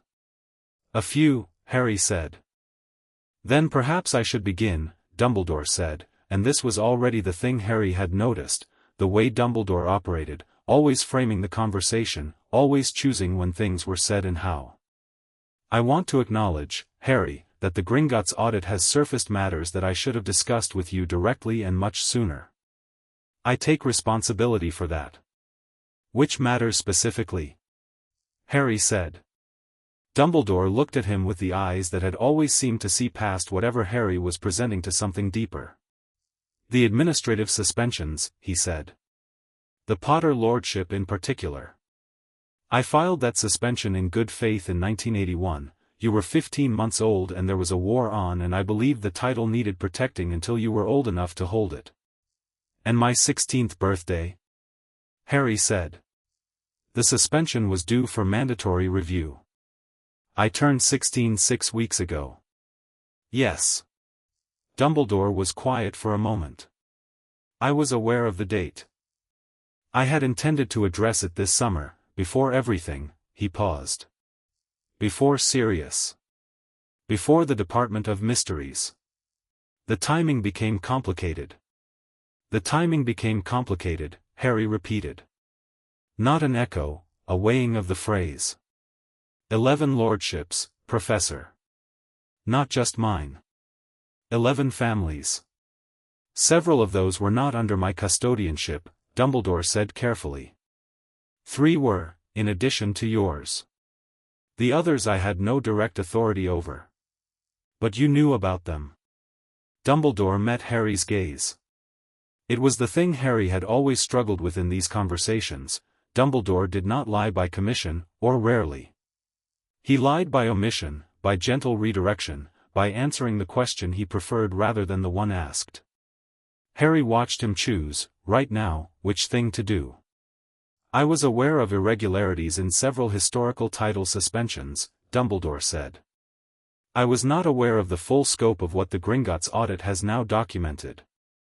That's a careful answer, Harry said. It is an honest one. It's careful, Harry said again, not aggressively but with the specific steady quality he'd been practicing, and I'm going to ask you a less careful question. The coercion contracts from the Malfoy notarial office, were you aware they existed? The fountain ran on.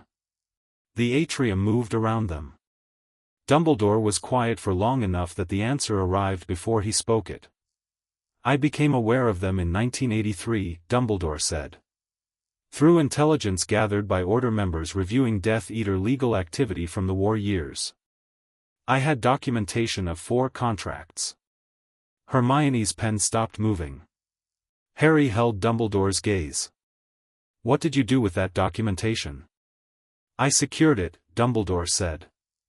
In the interest of, at that time, Harry, the wizarding world had just survived a catastrophic war. Families were shattered. Trials were ongoing. The Malfoy family was already walking a very fine legal line, and Lucius Malfoy was, he paused.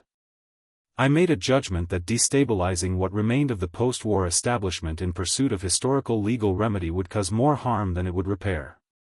I believed the priority was stability. You chose stability over justice, Harry said. I chose a kind of justice, Dumbledore said, quietly. A slower one. An imperfect one. I am aware of how that sounds. Do you think it was the right choice? Harry said. And here was the thing that Harry had been watching for, the thing Hermione had warned him about, the reason she'd come. Dumbledore looked at him across the low table and for a moment the age of the man was entirely visible, all the years of it, the weight of 70 years of impossible decisions made by someone who had convinced himself that he was the only one capable of making them correctly. No, Dumbledore said. I do not. The fountain ran. I think, Dumbledore said, that I have made a habit of deciding what is best for people who deserve the right to decide for themselves. I have justified it as necessary. And perhaps it was necessary sometimes. But I have applied the same justification to situations where it was not necessary and was instead simply, convenient. He looked at Harry steadily. I am telling you this not because I expect absolution. I'm telling you because you asked me an honest question and you deserve an honest answer. Harry sat with that for a moment. It was not what he'd expected. He'd expected careful management, gentle deflection, the thing Dumbledore did when he was navigating you toward a conclusion he'd already chosen. He hadn't expected this, the quiet, direct acknowledgement of a wrong without the apparatus of justification built around it. It didn't fix anything. He held that clearly. The acknowledgement didn't restore Sirius's 12 years or give Frank and Alice Longbottom back their minds or return 37 names to 37 families. But it was real, and Harry had learned in the past month to distinguish real from performed with some precision. The documentation I have from Gringotts, Harry said. I'm going to use it. All of it. I know, Dumbledore said. Including the parts that involve your administrative choices. I would expect nothing less. A pause. Harry. I want to be clear about something. He leaned forward slightly. I am not here to ask you to moderate your approach. I am not here to suggest that what you're doing is wrong. It is right and it is overdue.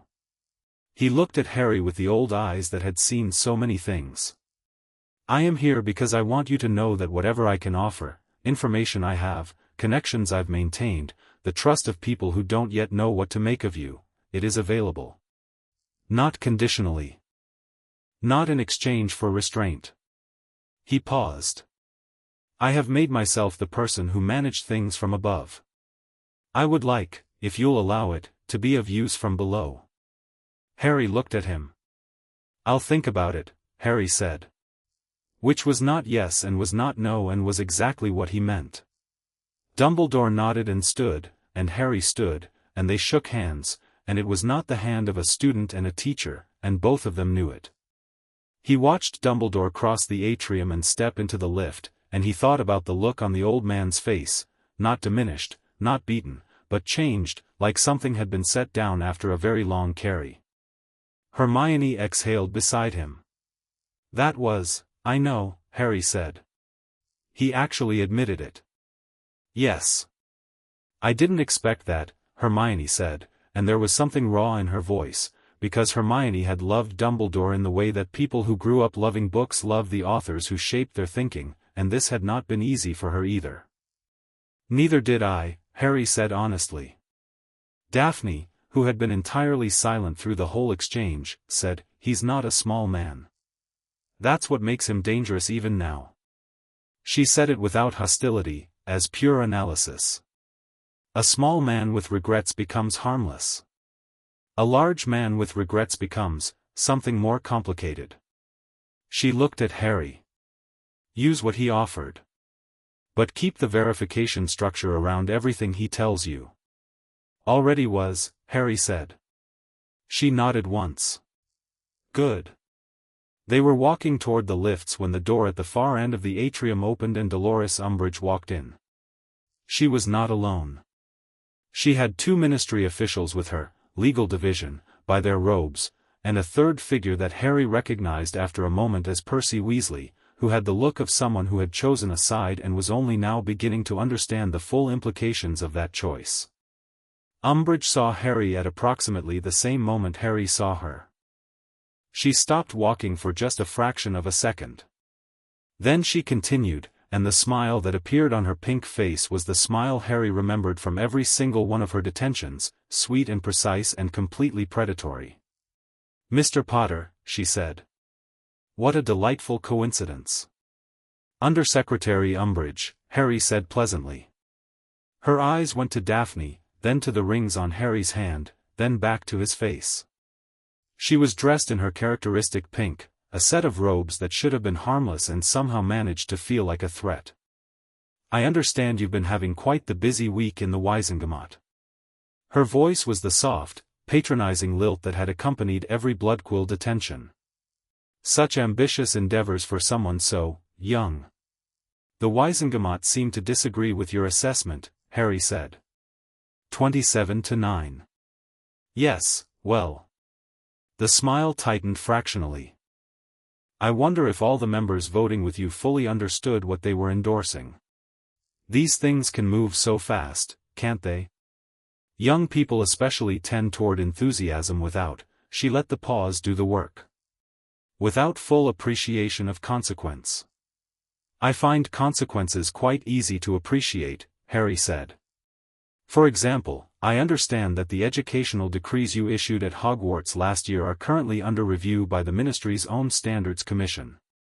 Several of them appear to conflict with the foundational charter of Hogwarts under the 1476 Governance Compact."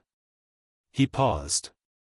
"Which, as it happens, falls under the jurisdiction of several houses whose lordships I now hold." Umbridge's smile didn't disappear. The eyes above it went very still. "I also find it interesting," Harry continued, keeping his voice exactly as pleasant as hers, "that your name appears in the documentation around a 1995 administrative review that your office initiated into 3 of the historical title suspensions. A review that resulted in those suspensions being confirmed rather than remedied." He tilted his head slightly. "I'd love to understand the basis for that review. When we have more time." "I don't know what documentation you think you have," Umbridge said, and the sweetness in her voice had dropped about 3 registers towards something harder. "The Gringotts documentation is very thorough," Harry said. "Goblin record-keeping is extraordinary. You should see the filing system." He smiled at her. It was not a warm smile. "Did you need something today, Undersecretary, or were you just passing through?" The 2 legal division officials behind her were doing the specific thing bureaucrats did when they sensed that the political geometry of a situation had shifted without warning, trying to look simultaneously present and uninvolved. Percy Weasley, behind them, was looking at Harry with an expression that was layered and uncomfortable and entirely his own problem. "I came to deliver formal notification," Umbridge said, and produced a document from her robes with the gestures of someone playing the card they'd been holding. "The Minister has formally requested a competency review for any lordship claims filed by a holder under 17 years of age, effective as of yesterday." She held it out. Harry took it, glanced at it, and handed it to Daphne without reading past the first line. Daphne took it, read it in approximately 15 seconds, and said, "This is dated yesterday. Lord Potter turned 17 in 11 days. The review process under Wisengamot statute takes a minimum of 30 days to complete." She looked up from the document at Umbridge with the particular expression of someone delivering a verdict rather than an opinion. "By the time the review is complete, the competency question will be moot. This accomplishes nothing except creating a paper trail that demonstrates the Ministry attempted to block a legitimate claim." "The Ministry has the right," Umbridge began. "The Ministry has the right to request a review," Daphne said, precisely and without heat. "It does not have the right to halt Wisengamot activities during that review absent an injunctive order from the Chief Warlock, which this document is not." She set it on the table beside her. "We'll file our response through Lord Potter's solicitor by end of day." Umbridge looked at Daphne with an expression that was trying to be dismissive and landing somewhere closer to wary. "You're very sure of yourself for someone who married into this situation 3 days ago." "For days," Daphne said pleasantly. "And I didn't marry into anything. I allied with it." She looked at Umbridge with the grey eyes and the absolute composure of a woman who had been trained from birth to operate in rooms full of people who underestimated her and had long since decided to make that their problem rather than hers. "If you have further legal communications for Lord Potter, please route them through Vane and Associates." She produced a card from somewhere and placed it on the edge of the table. "Have a good morning." The dismissal was so complete and so elegantly delivered that Umbridge was halfway across the atrium before Harry thought she'd fully processed it. He watched her go, the 2 legal officials hurrying to keep up, Percy Weasley lagging a step, looking back once over his shoulder. Harry caught Percy's eye. Percy looked away first, and there was something in his face, not guilt, too complicated for guilt, that Harry filed away for later. "The competency review," Hermione said, opening her folder. "She's right that it accomplishes nothing procedurally, but it's a signal," Harry said. "Yes," Daphne said. "Fudge is signaling to his block that he's fighting this. Keeping them from drifting to your side." She looked at the document still on the table. "It's a holding action. Which means he doesn't have a better move yet." "He will," Harry said. "He will," she agreed. "So we move faster than he can find one." They had barely reached the lifts when Hermione said, very quietly, "Harry." "The fountain." Harry turned. Standing at the Fountain of Magical Brethren, looking at the central figure, the wizard, newly restored, standing tall above the other magical creatures, was a man Harry had not seen in any context except nightmares for the past year. Lucius Malfoy. Again. But this time he was alone, and he wasn't looking at the fountain with the composed public face from the Wisengamot chamber. He was looking at it the way someone looks at a thing when they think no one is watching them, and what was on his face was something Harry hadn't expected to find there. It looked almost like weariness. Malfoy noticed Harry at the same moment Harry noticed him noticing, and the public face reassembled itself instantly, smooth, composed, the faint suggestion of condescension that was Malfoy's permanent ambient register. He turned from the fountain and walked toward Harry with the unhurried confidence, but it was just slightly less impeccable than usual, like something had been worn at an edge. "Lord Potter," Malfoy said. "Another coincidence." "The Ministry's quite popular this morning," Harry said. "Indeed."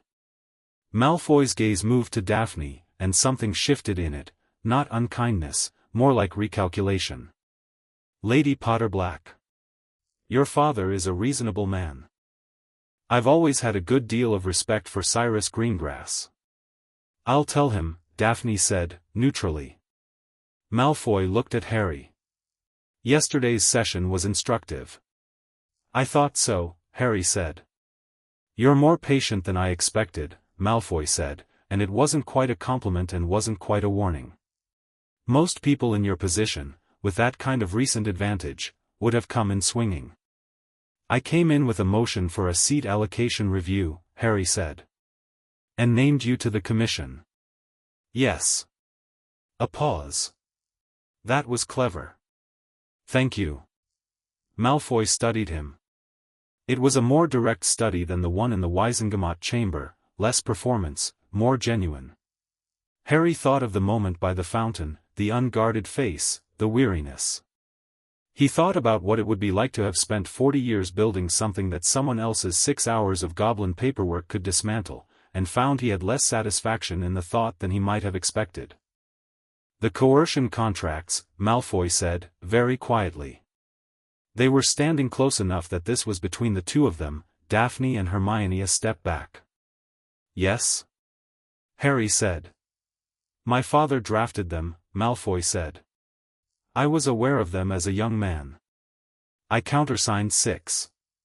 I believed at the time that I was doing what was, strategically necessary. For the families involved. For the larger structure. He paused, and each word had the quality of something heavy being set down with deliberate care. I was wrong. I recognized that I was wrong approximately 10 years ago and have found no constructive way to address it since, partly because addressing it would require admitting things I couldn't politically survive admitting. Harry looked at him. Why are you telling me this? Because you already have the documentation, Malfoy said, and the calculation in his eyes was gone for a moment, replaced by something more direct. And because I would rather tell you this face to face than have you read it in a filing. Harry was quiet. I'm not asking for leniency, Malfoy said. I'm not negotiating. He paused. I have a son, Potter. Draco is 16 years old and the war that's coming is going to ask things of him that he is not equipped to survive. Everything I built was supposed to protect him and it's going to do the opposite. He looked at Harry with the weariness Harry had seen at the fountain, fully visible now, without the veneer. I'm not a good man. I have no illusions about that. But I am a father. And I am, he stopped. Scared, Harry said. Malfoy didn't confirm it. He didn't deny it. He straightened, reassembled the composure, and said, I will not obstruct the commission's work. I will participate in good faith. He adjusted his cane. I imagine that's all that needs to be said. I imagine so, Harry said. Malfoy inclined his head, not a bow, not quite, but close, and walked past them toward the lifts. Harry watched him go. Hermione exhaled beside him. What was that? A man trying to figure out which side of history he wants to be on before it's too late, Harry said. Can you trust it? Hermione asked. No, Harry said. But I can use it. He looked at Daphne. She was looking at the space where Malfoy had been with an expression that was thoughtful and somewhat troubled. He loves his son, she said. That's real. She looked at Harry. That doesn't make him trustworthy. People do monstrous things out of love. I know, Harry said. But it means he has something to protect that's more important to him than his political position. And that makes him potentially more predictable than someone who's just acting out of ideology. Daphne nodded slowly. You're going to let him cooperate. I'm going to watch him cooperate, Harry said, and wait to see whether it holds. They ate lunch in a small ministry-adjacent place that Hermione had been to before, and Harry sent a Patronus to Vane mid-meal with instructions to hold the Malfoy documentation for 30 days and monitor for any signs of obstruction on the commission. The Patronus, the stag, silver and vivid, bounded across the restaurant and through the wall, and 3 people at nearby tables stared at it, and Harry paid them no attention. The wireless interview, Daphne said, setting down her fork. Seraphina Dodds confirmed for tomorrow evening. What format? Harry asked. Live broadcast, 7 o'clock.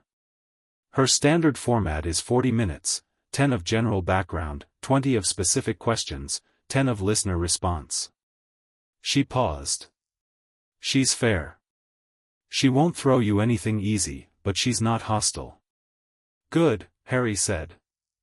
I don't want easy. Hermione looked up. Talking points? No talking points, Harry said. I'll just answer honestly. Hermione and Daphne exchanged a look. What? Harry said. Talking points aren't dishonest, Hermione said. They're organized. I know what I want to say, Harry said. You know what you want to convey, Daphne said. That's different from knowing what to say when someone asks you an unexpected question on live broadcast and 30,000 people are listening. She looked at him with the patient expression of someone explaining something that should not require explaining.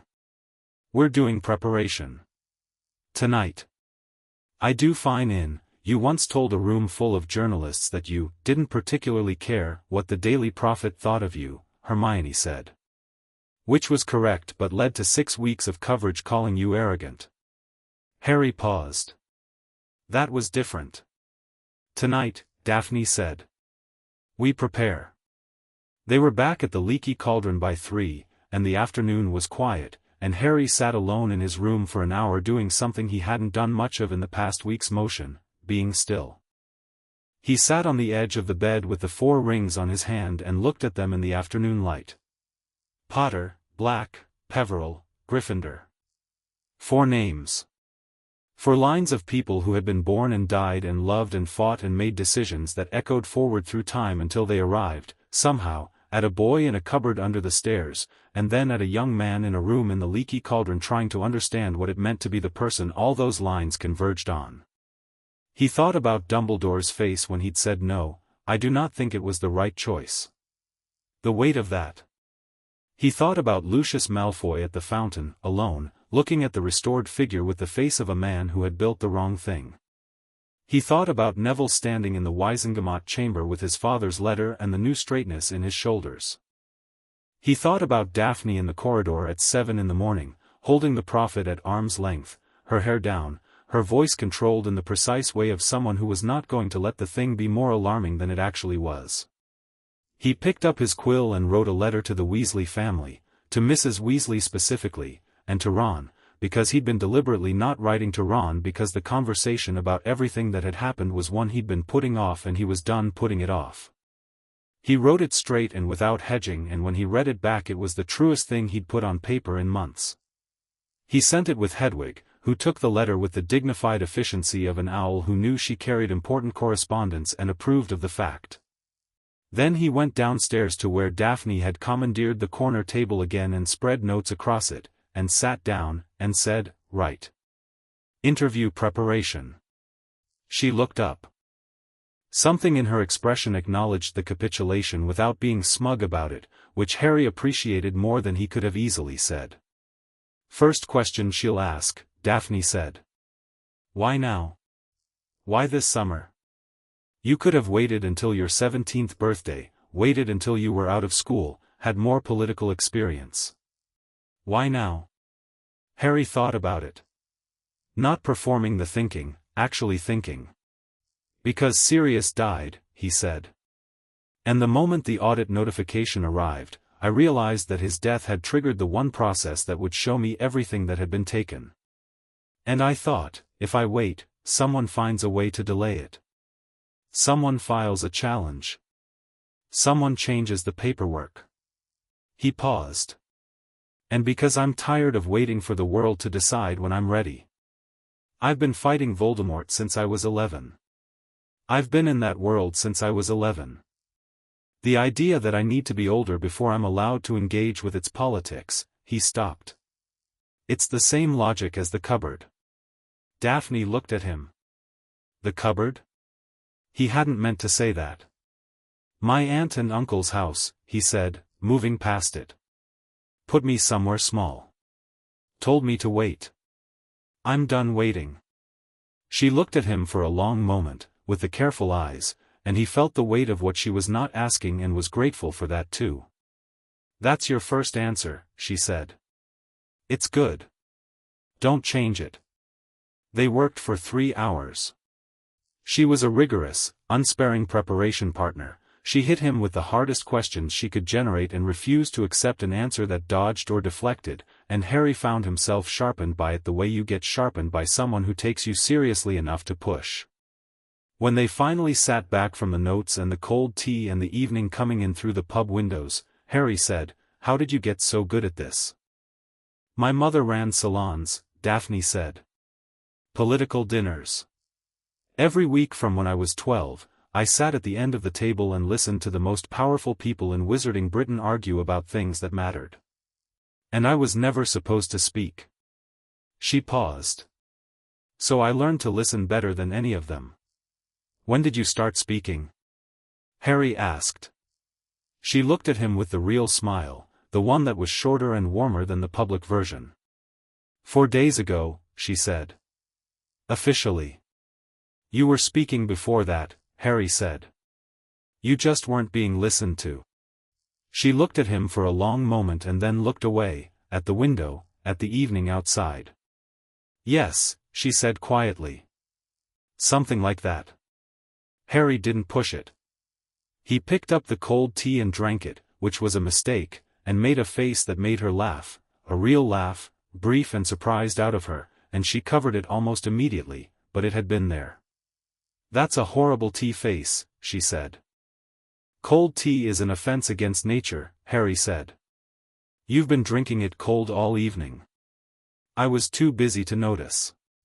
She took the cup from him, summoned Tom with a gesture, and ordered 2 fresh cups with the ease of someone who had grown up in rooms with service and hadn't thought about it. Then she looked at Harry and said, "The interview tomorrow. You're going to be fine."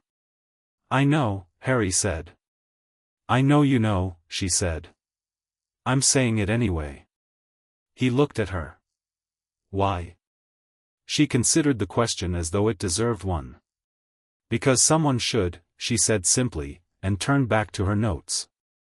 Outside the leaky cauldron, the evening had gone fully dark, and the city moved on in its ordinary way, and tomorrow morning there would be new challenges and new papers and new moves from people who wanted to stop what had started, and all of that was coming, and Harry was ready for it. For the moment, though, there was warm tea and lamplight and Daphne's voice asking him what he'd say if Dodds asked about Voldemort, and Harry leaned forward and answered, and the answer was good. Chapter 5, What the Vaults Remember. The wireless interview aired at 7 and was over by 10 to 8.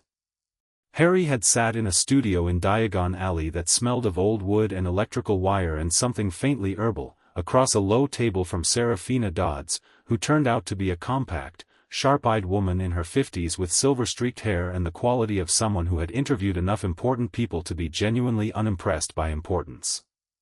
She'd looked at Harry when he sat down and said, "You're younger than I expected," and Harry had said, "I hear that a lot," and she'd smiled the first real smile of the evening and they'd begun. She asked him everything. The Lordships, the Wisengamot session, the competency review, Dumbledore, Voldemort, his childhood, his parents, why a 16-year-old boy had walked out of Gringotts and immediately made one of the most significant political moves in 5 centuries. She asked it all with the clean directness of a journalist who respected her audience enough to ask the real questions. Harry answered every one of them. Not with talking points, with the actual reasons. He talked about the coercion contracts in plain language. He talked about Frank Longbottom's letter. He talked about families who'd had their names quietly taken while a war provided convenient cover. He talked about Voldemort with the specific matter-of-fact weight of someone who had encountered him too many times to be theatrical about it.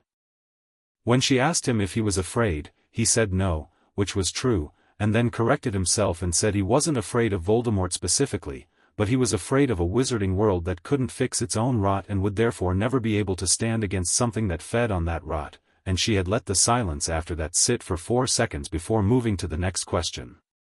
He didn't mention Dumbledore's name in any context that wasn't factual. He didn't mention Umbridge at all, which Daphne had told him was the right move and which had taken actual discipline. When it was over, Seraphina Dodds shook his hand and said, "That's the best interview I've conducted in 6 years." Then she shook Daphne's hand and said, "Keep him." Daphne said, "I intend to," with the composed certainty of someone making a statement of policy, and Harry looked at the ceiling. The response came overnight, letters that started arriving at the leaky cauldron before midnight, owls stacking up outside the window in numbers that made Harry deeply grateful he wasn't at Privet Drive where Aunt Petunia would have had opinions about the wildlife situation. By morning Tom was directing a holding area near the back of the pub because the volume of correspondence had become a logistical event. Vane sorted through it by 9. The letters split roughly as follows: a third were from ordinary witches and wizards who'd heard the interview and wanted to express something: support, curiosity, anger, relief. One memorable missive from a woman in Aberdeen who had been trying to reclaim her family's suspended title for 15 years and wanted to know if Harry was planning to fix all 37 cases or just his own. A third were from journalists. The final third were from members of the Wisengamot, or from their solicitors, or from representatives of families mentioned in the Gringotts audit. 14 Wisengamot members requesting meetings, Vane said, ticking items on a list. 8 family representatives seeking information on their historical title claims. 3 ministry officials, I won't name them, they requested anonymity, who wished to provide information about the administrative suspension processes from the inside. Ministry officials, Harry said. Whistleblowers, essentially, Vane said. Which tells us the ministry is not internally unified on Fudge's position. He set the list down. The Aberdeen woman, her name is Marguerite Selwyn. Genuine claim, clean documentation. She's been stonewalled for 15 years by a combination of administrative delay and, I suspect, deliberate obstruction. Add her to the priority list, Harry said. Vane nodded. He added something. And a letter from Gringotts, he said, slightly differently. Harry looked up. From Ragnarok, Vane said. Marked urgent. The letter from Ragnarok was brief and precise in the way goblin communications always were, no unnecessary preamble, no social cushioning, just information in its exact shape. Lord Potter, the documentation promised at your audit has been compiled and placed in your personal vault. We have additionally completed a secondary scan triggered by the primary audit, which has produced findings that we believe require your direct attention. There are sealed chambers in the Potter family vault that have not been accessed since October 1981. Our audit flagged 3 of these chambers as containing materials relevant to your inheritance claims and to matters of current legal significance. We recommend you attend in person. The contents cannot be adequately described in correspondence. Ragnarok. Harry read it twice. Then he read it to Daphne. She was quiet for a moment. Sealed since 1981, she said. Since your parents died. Yes. What kind of materials? He doesn't say. Harry folded the letter. Which means either he doesn't know or he knows and doesn't want to put it in writing. The second one, Daphne said. Ragnarok knows everything in those vaults. Goblins don't write I recommend you attend in person without a reason. Harry was already standing. Today, he said. Today, she agreed, and stood with him. They went through the leaky cauldron's back entrance into Diagon Alley, Harry and Daphne and Hermione who had arrived at breakfast and refused to be left behind, and Neville who had been at the alley already visiting Ollivanders for a wand consultation and had attached himself to the group without ceremony when told where they were going. Gringotts in the morning had the same busy cold grandeur it always did. Griphook was waiting for them at the front desk with the air of someone who had been told to expect them and had formed no strong opinion about it. He led them down, through the cart tunnels, past the familiar junction where Harry's old vault sat, and then further and deeper into passages Harry had never traveled, the temperature dropping by degrees until the stone walls glittered with mineral frost. The Potter vault was not what Harry expected. It was vast. He'd somehow imagined it as a room like his school trunk, overstuffed, disorganized, the accumulated debris of a family interrupted.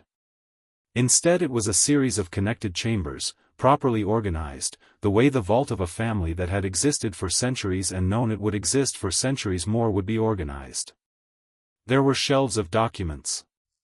Display cases of artifacts. Chests sorted by type and era. Wall-mounted portraits, not moving, because portrait magic required specific charm work that hadn't been applied here, but painted with detail and quality that made them vivid anyway. 3 generations of potters looking out from paint and canvas at the descendants of their work. Harry stood in the entrance of the first chamber and felt the weight of it. He had been told he had nothing. He had been put in a cupboard and told he was ordinary and unwanted and belonged nowhere. And in the ground beneath London, in goblin-sealed chambers maintained by 3,000-year-old financial magic, 37 generations of his family had been waiting for him. Daphne touched his arm once, brief and grounding, and he moved forward. The main chamber was the first one they examined, the accessible vault, the one that Dumbledore's administrator had filed access paperwork for in 1981. It held the Potter family money, objects, heirlooms of varying significance, legal documents going back 4 centuries. Ragnarok moved through it with them but said very little, letting Harry look at things and ask questions only when asked. It was Hermione who noticed the doors first. 3 of them, set into the far wall of the main chamber, plain stone, each sealed with a different ward.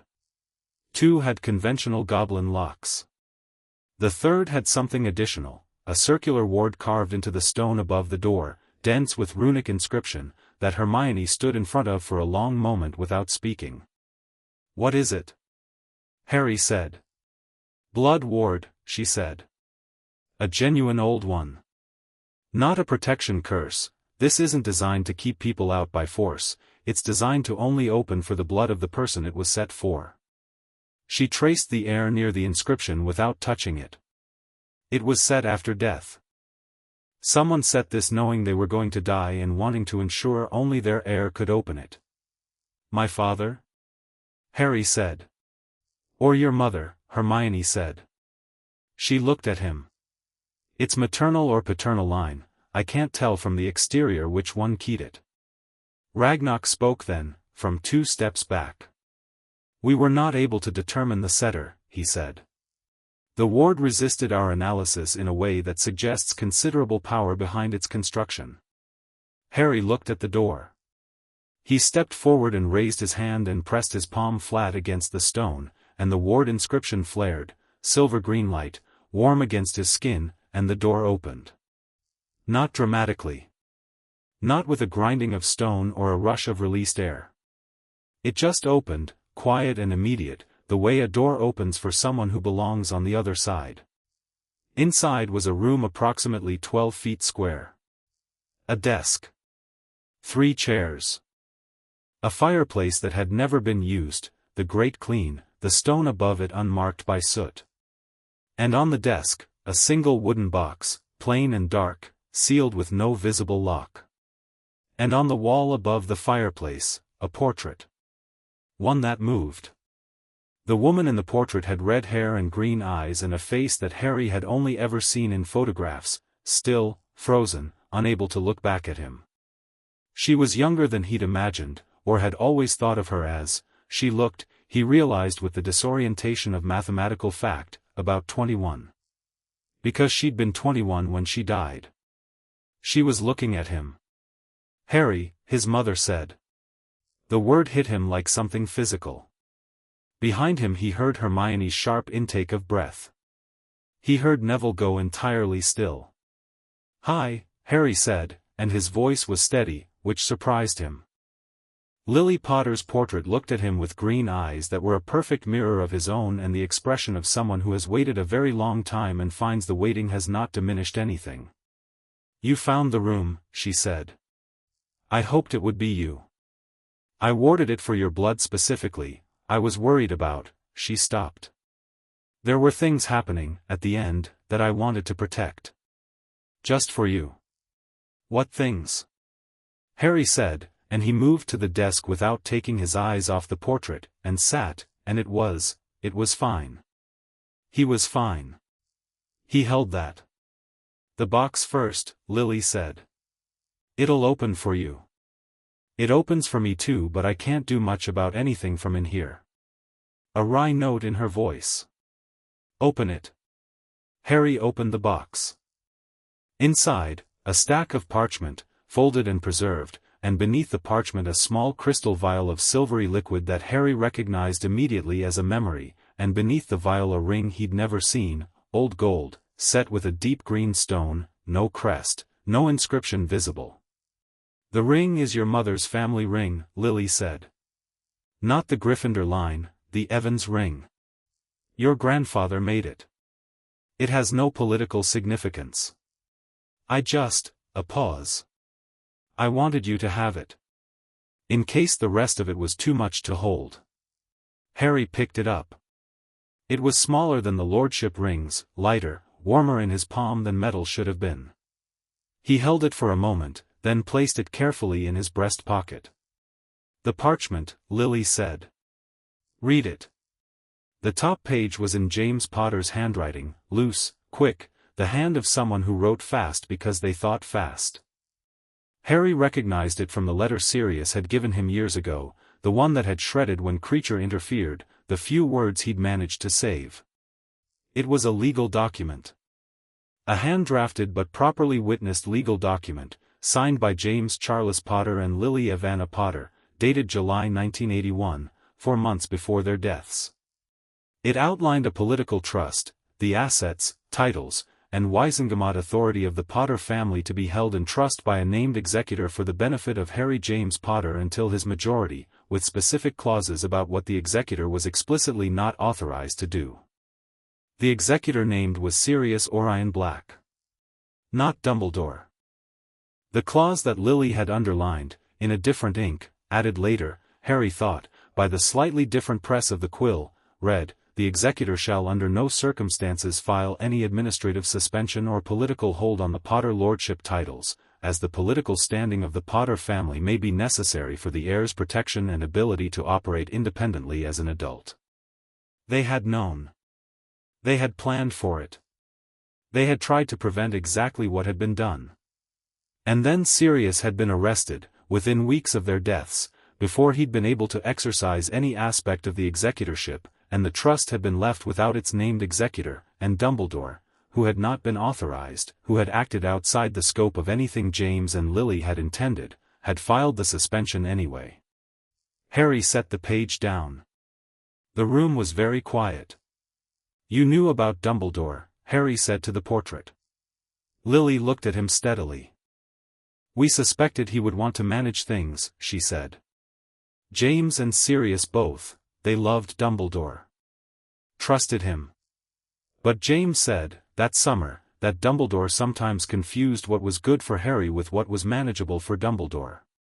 Her expression was complex, not bitter, something older and more considered than bitterness. We didn't think he would hurt you deliberately. We thought he would, arrange things. For your own good. She paused. We were right. The vial, Harry said. A memory, Lily said. Mine. Specifically, a meeting between your father and Abraxas Malfoy, which James attended as a Wisengamot proxy, 3 months before we died. James witnessed Abraxas presenting a final coercion contract to a family named Pruitt. Your mother's side, distant cousins. She looked at Harry carefully. The Pruitt lordship is on your Gringotts list. The last contract on the list, Harry said, thinking back. Filed October 1981. Filed October 31, 1981, Lily said, and the date landed. Halloween. The night his parents died. Harry looked at the vial. The Pruitt contract was filed the same night as us, Lily said, quietly. Yes. James believed they were connected. That the contract was, cover. Filed on a night when no one would be looking at paperwork, when everything was chaos. He was trying to document it, to bring it to the Wisengamot. He never, she stopped. Straightened, with the posture of someone managing something that did not get easier with repetition. He never got the chance. Harry picked up the vial and held it to the light. The memory inside it moved like silver water. "You kept this here," Harry said. "In a warded room that only opens for my blood. You planned this." "I hoped you'd never need it," Lily said.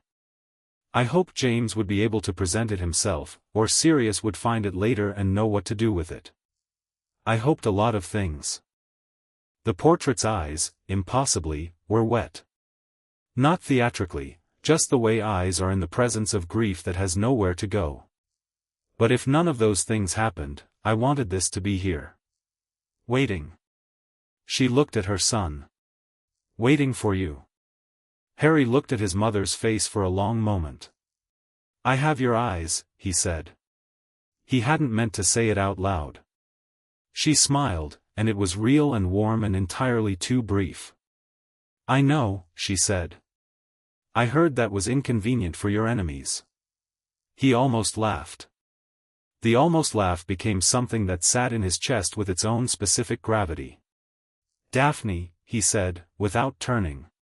She stepped forward from the doorway where she and Hermione and Neville had been standing with the careful distance of people who understood that this was not their moment even as it was absolutely their business. "Your lady," Harry said to the portrait. Lily looked at Daphne. She looked at her with the specific attention of someone examining a person for the first time with the full knowledge that this person would matter enormously. "Daphne Greengrass," Lily said. "I know your family."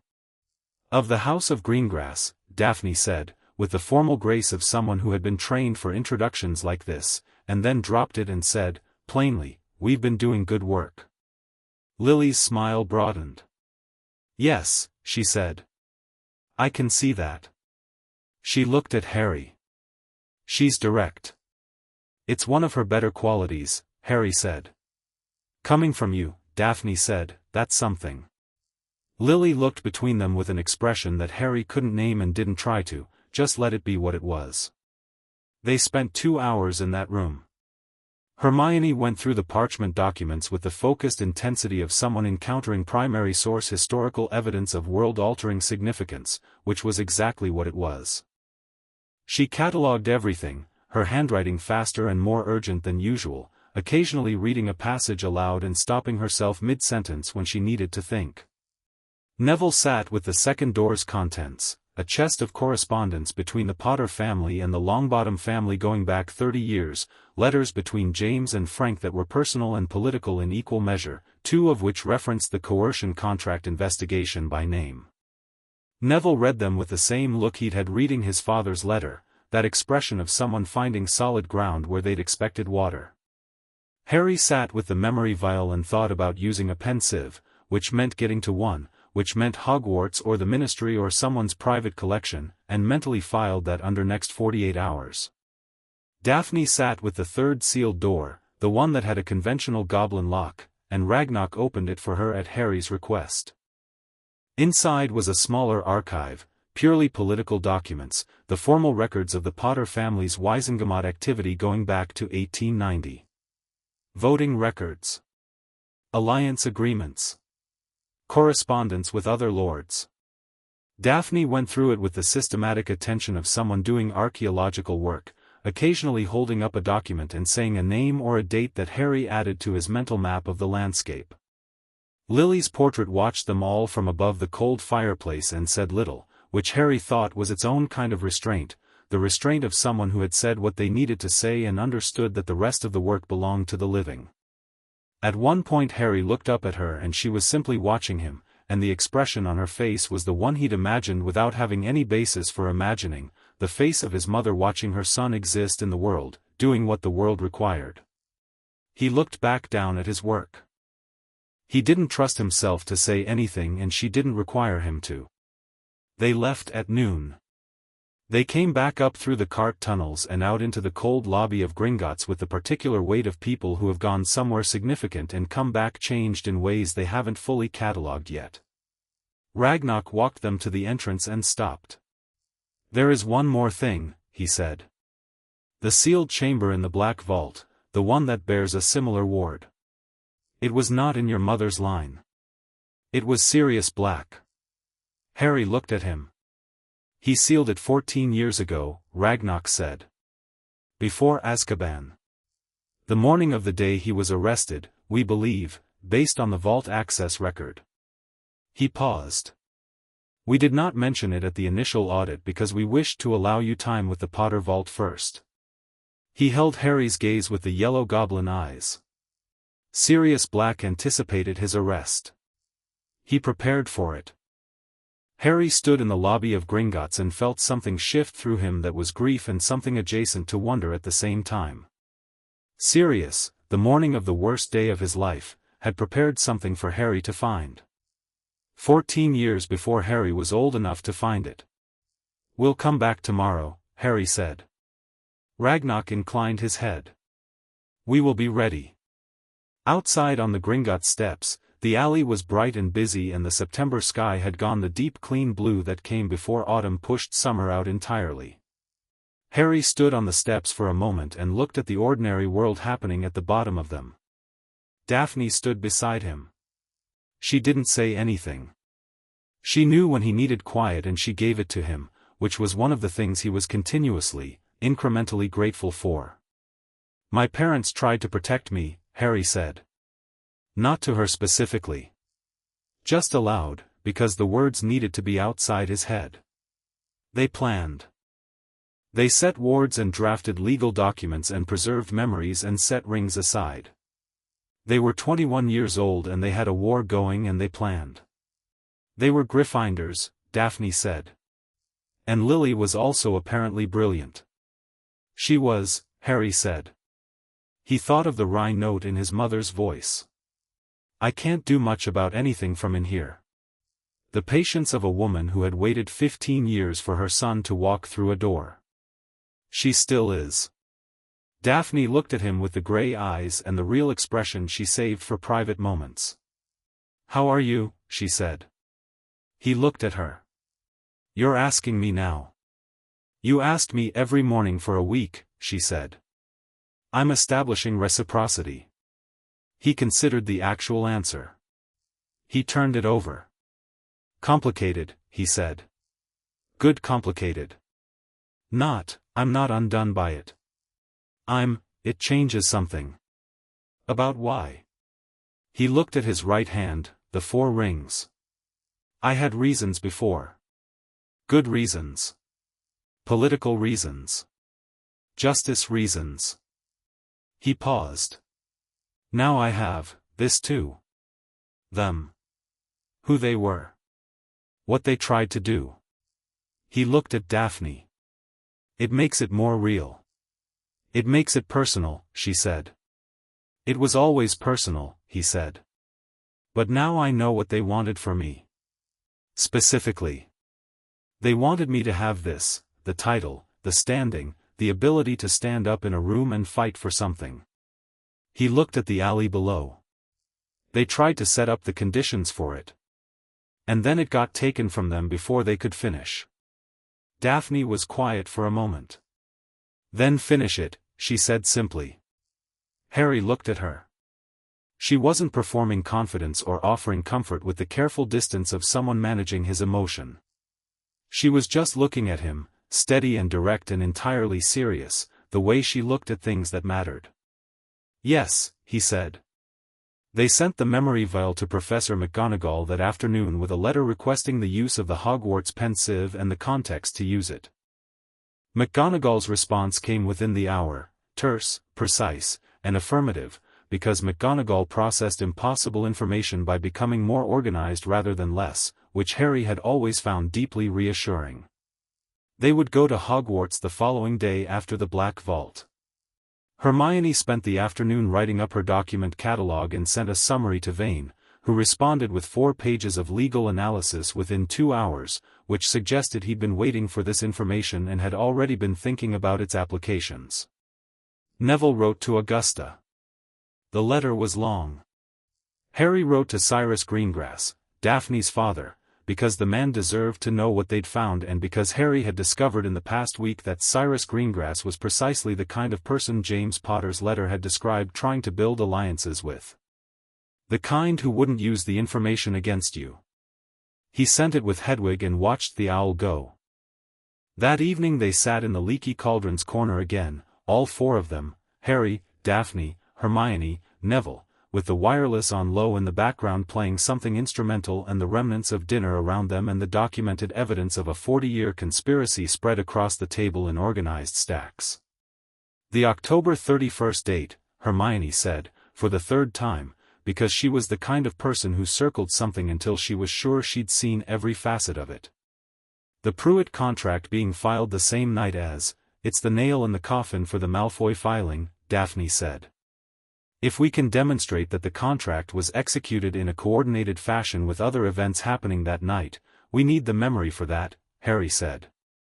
Once we've viewed it, once we know what James actually witnessed, that becomes evidence rather than inference. McGonagall confirmed the pensive for tomorrow afternoon, Hermione said. We'll have it. Harry looked at the table. The documents. The stacks of history reassembling itself into a shape that could be acted on. What's the total case now? Neville said. He asked it the way he'd been asking things lately, with the direct, uncomplicated seriousness of someone who had stopped underselling his own ability to handle information. Harry thought about it. We have Lily's memory of James witnessing the final Malfoy coercion contract. We have Frank Longbottom's letter describing the pattern of suspicious title transfers. We have the Gringotts documentation of all 37 claims. We have Vane's legal analysis connecting the notarial seals to the Malfoy office. We have 3 ministry whistleblowers who haven't given statements yet but who want to. He paused. And we have the James and Lily Trust document establishing that Dumbledore acted outside his authorized scope when he filed the Potter Lordship suspension. That last one, Neville said. Are you using it? Against Dumbledore? Harry shook his head. No. He admitted it. He's not obstructing us. Using the trust document to pursue legal action against him would be, he stopped. It would be punitive rather than useful. I want to fix the damage, not destroy the man. Neville nodded. He seemed to find this answer sufficient. Malfoy, Daphne said. The October 31st contract, once the memory confirms what James saw, that's not 6 counter-signatures on historical documents. That's evidence of active coordination on the night of your parents' deaths. Her voice was even but there was something underneath it. That's potentially a criminal matter rather than a civil one. The table was quiet. I know, Harry said. He has a son, Daphne said, and it was not a plea for leniency, it was the thing she'd said before, the accurate observation that Lucius Malfoy had a motivation more immediate than politics. He came to you this morning of his own accord. He did, Harry said. That matters. It does, Harry said. But it doesn't change what the evidence is. He looked at her. If the memory confirms coordination on October 31st, I don't have a choice about filing. That's my parents, Daphne. She held his gaze. I know, she said. I'm not asking you not to. I'm asking you to know what it costs. She paused. Draco Malfoy is 16 and whatever he is, whatever he's been made into, he loses his father. Harry thought about a boy on a train, 5 years ago, offering a hand Harry hadn't taken. The wrong kind of arrogance, the wrong kind of certainty, built out of a family's choices that weren't his. He thought about Draco Malfoy in the Hogwarts corridors, performing cruelty with the specific desperation of someone who'd been told that was the only power available to him. I know what it costs, Harry said. Daphne nodded once. Okay, she said. The wireless shifted to something quieter.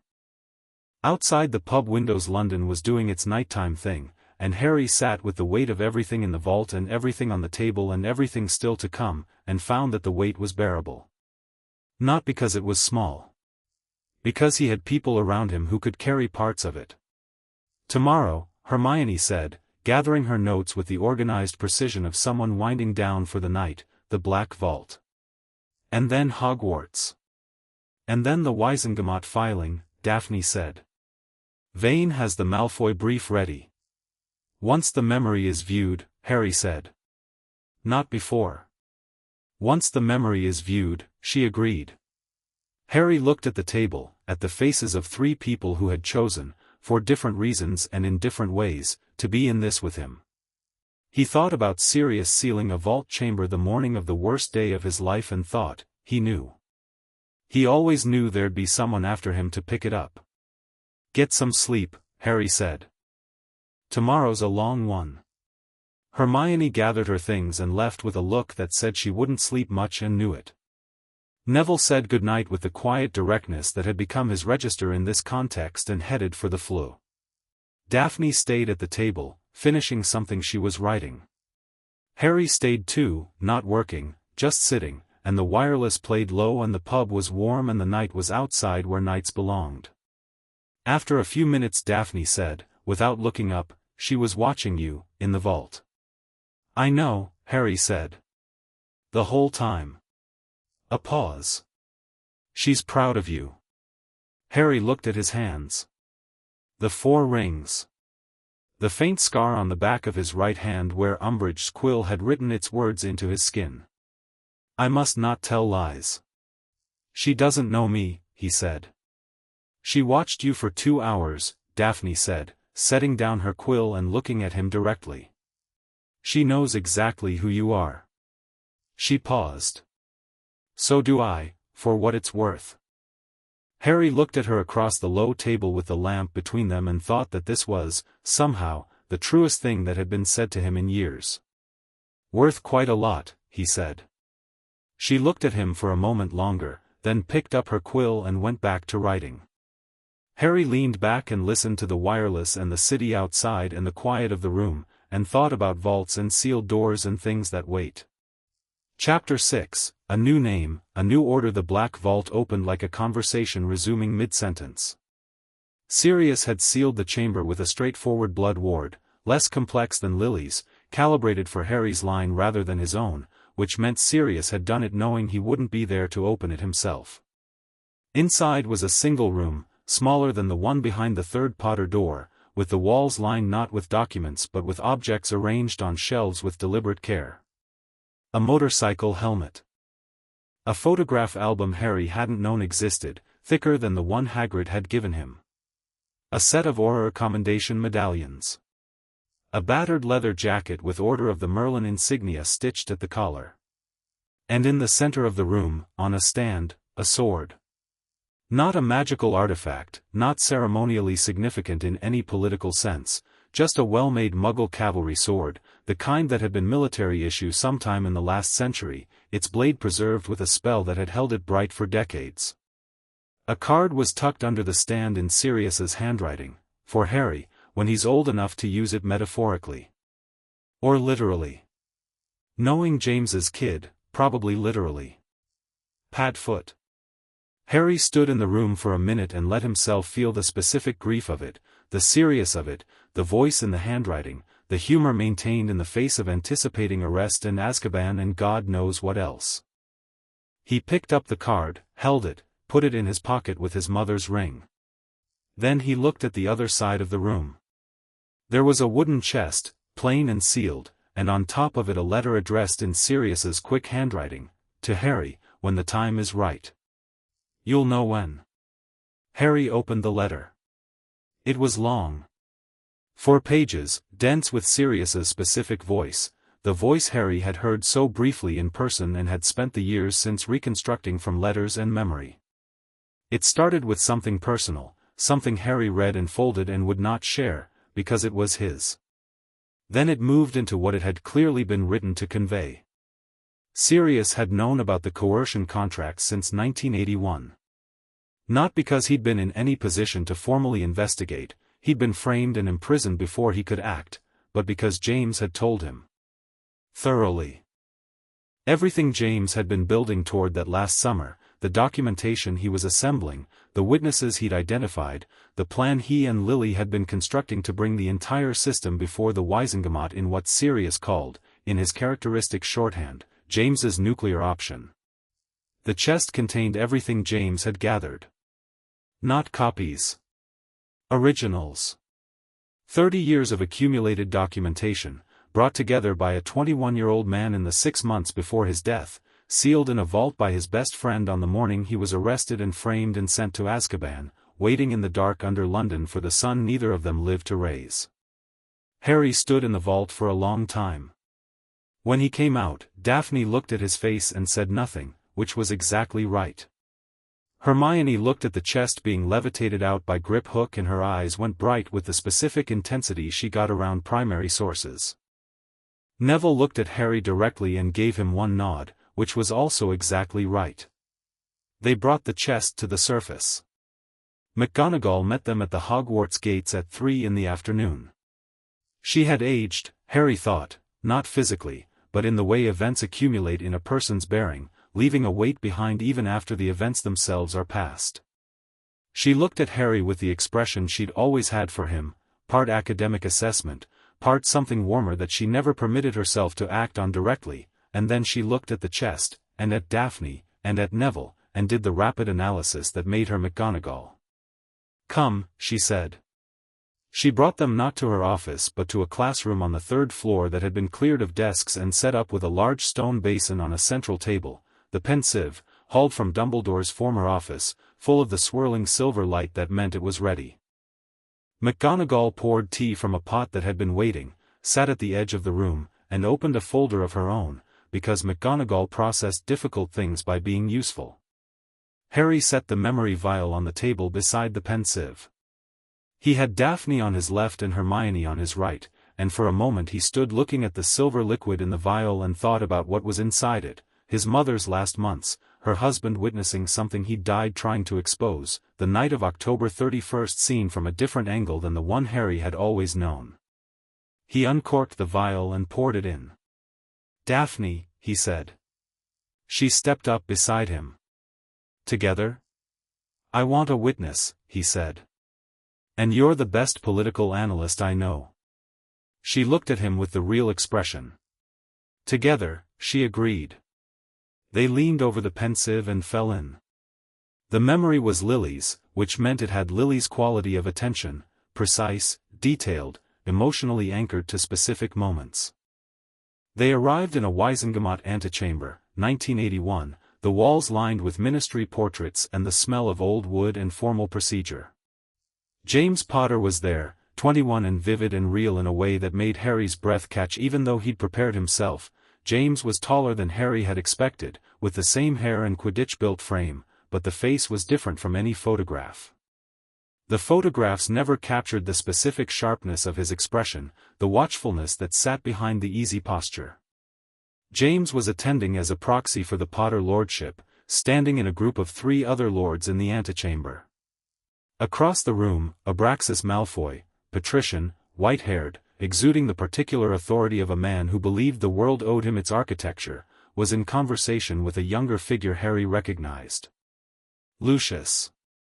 Much younger than the Lucius Harry knew, early 20s, the silver hair shorter, the face carrying less of the decades of consequence that had settled into it by the time Harry met him in a bookshop. But the cold composure was already there, already fully formed. Between them was a man Harry didn't know, middle-aged, frightened in the way people are frightened when they've been frightened for a long time and have forgotten what the alternative felt like. He was signing something. His hand was shaking. James had moved closer. The memory preserved his specific attention, the way he was very carefully not appearing to watch while watching everything. Lily's memory caught the exact angle of his gaze, the moment he saw the document clearly enough to read the top of it, the Pruitt family crest, the notarial seal, the date at the bottom. October 31st, 1981. Abraxas Malfoy looked up at precisely the moment James looked at the document. Their eyes met. Abraxas smiled, the smile of a man who wasn't concerned about being seen because he believed he was untouchable, and then the memory fractured, because Lily had only been shown this piece, James describing it to her afterward, and the memory was constructed from the reconstruction. It swirled and reshuffled into a kitchen, Godric's Hollow, the kitchen Harry had seen in another memory years ago, and James was at the table talking fast while Lily wrote down everything he said, her handwriting the rapid, organized hand of someone taking testimony for a record, and James was saying, "He knew I saw it. He let me see it. He wanted someone to know he could do it on that night of all nights, and there was nothing anyone could do." And Lily was writing it down, and her hand was completely steady, and her face was the face of someone who had been frightened and was past it, or past the part of it that slows you down. The memory ended. Harry and Daphne came up out of the pensieve together, and the classroom was solid and real around them, and McGonagall was watching them from the edge of the room with a stillness that meant she had been watching their faces while they were under. Harry stood straight. He wanted to be seen, Harry said. Abraxas Malfoy. He wanted James to know he'd filed the contract that night. It was a message. Daphne's expression was extremely controlled. "A demonstration," she said. "I can act freely and you cannot stop me." She looked at Harry. "And James died that same night. Coincidence?" Neville said, from the other side of the room. "I don't believe in coincidences this convenient," Daphne said, "and I don't think Lord Potter does either." "No," Harry said. McGonagall set down her folder. "Harry," she said, and her voice had something in it that was more personal than professional. "I knew your parents. Both of them. Your father in his 7th year was," she stopped. "Recalibrated.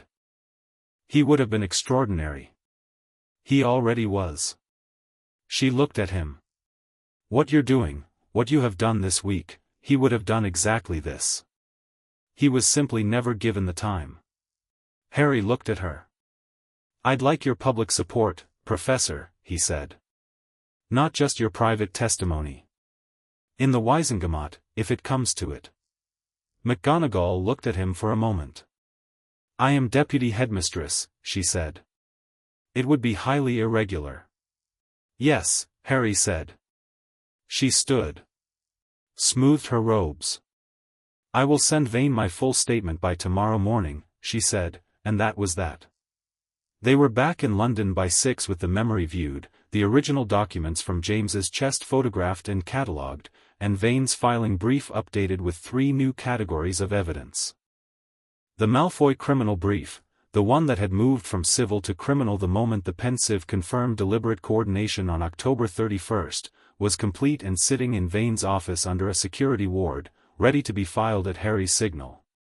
Harry sent word to Vane at 7, "File tomorrow morning." All of it. Then he sat for a moment and thought about Draco Malfoy. He wasn't sure when he'd started thinking of Draco as a separate person from his father, but somewhere in the past 10 days it had happened, the 16-year-old who had been shaped into something by people who'd made choices on his behalf, the same way Harry had been shaped by the absence of choices. He wasn't going to protect Lucius to spare Draco. But he picked up a quill and wrote a short letter to Narcissa Malfoy, which he'd been thinking about since Daphne had said he loses his father, and which said, precisely and without cruelty, "The filing goes in tomorrow. You and Draco are not named in it. I would suggest that Draco be prepared, and that you consider what kind of future the Malfoy family wants to build from the other side of this." He sent it before he could second-guess it.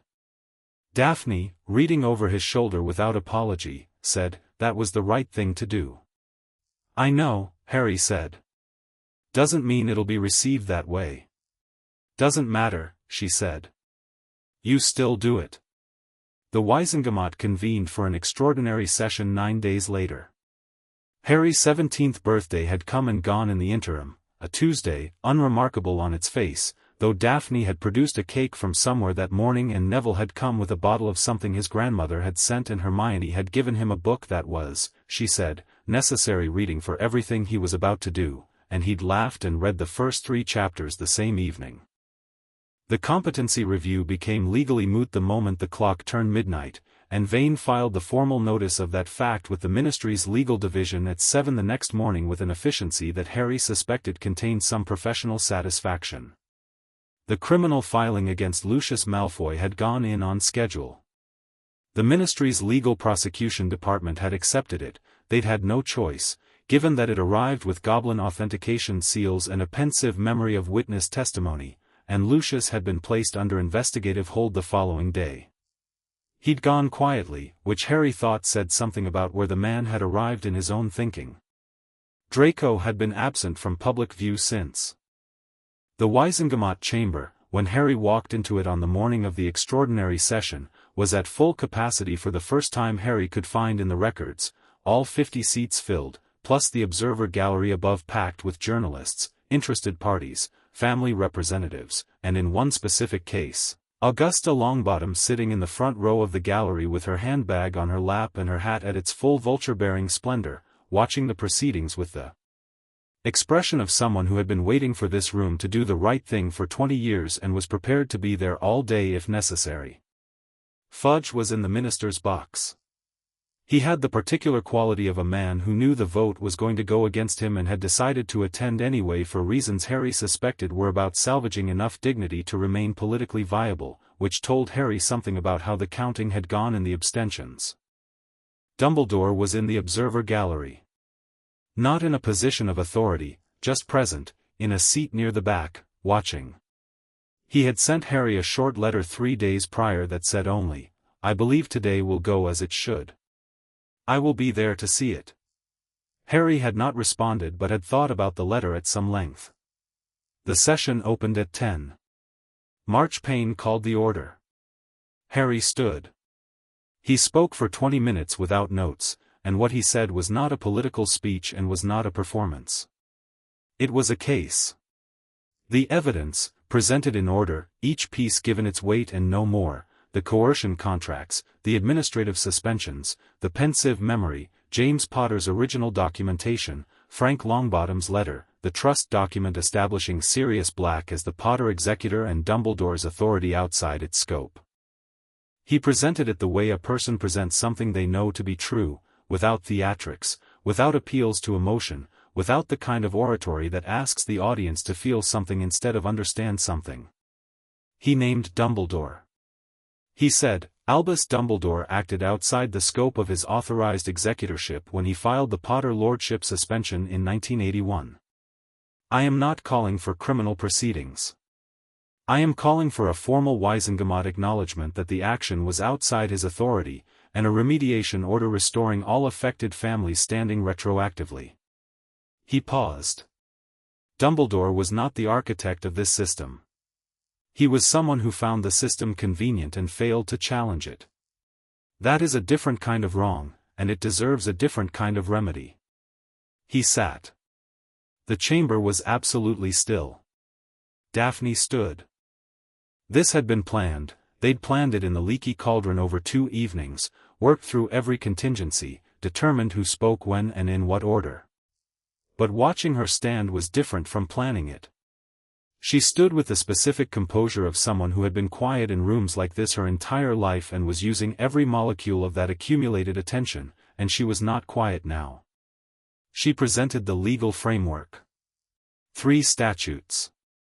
A Wizengamot governance precedent from 1823. The specific legal mechanisms by which the remediation Harry had called for could be implemented, not theoretically, not in outline, but precisely, with clause references and procedural sequence and the names of the relevant filing offices. She spoke for 12 minutes and when she sat down 3 members of the chamber were writing furiously and Marchpane was looking at her with an expression of considerable respect.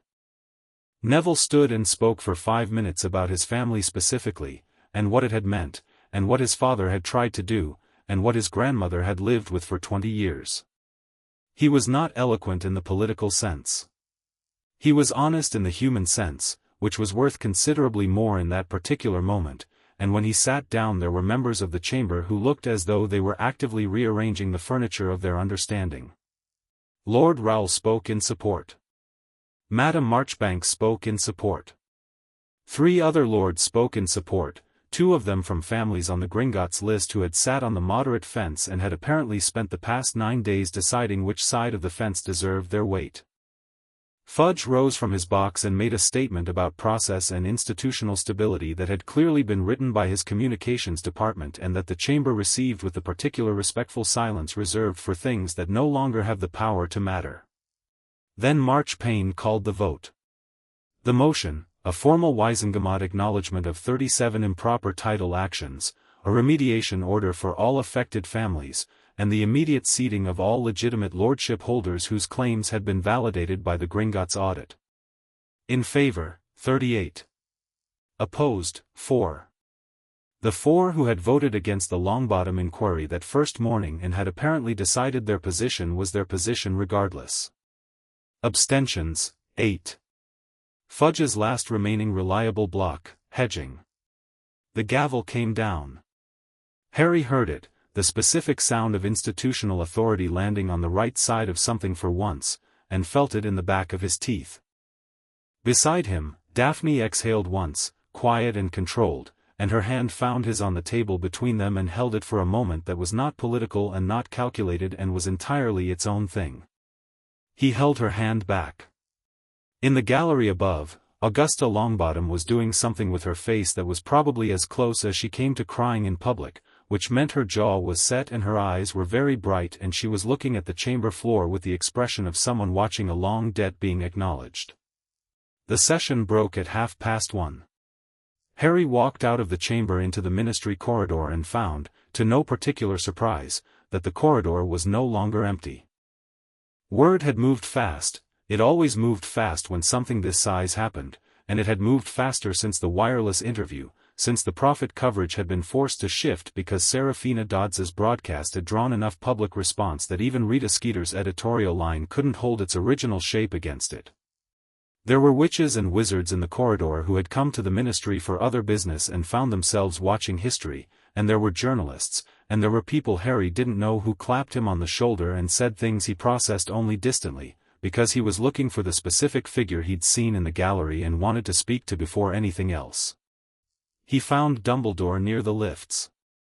The old man was moving with the unhurried pace he always used, but he stopped when Harry approached, and he looked at Harry with eyes that were clear and tired and something else, something that Harry would have called relief in a different context and thought was probably that here too. "You didn't exempt yourself," Dumbledore said. "In your presentation. You could have." "I know," Harry said. "I didn't want to." Dumbledore was quiet for a moment. "What you said, about the kind of wrong. The different kind of remedy." He paused.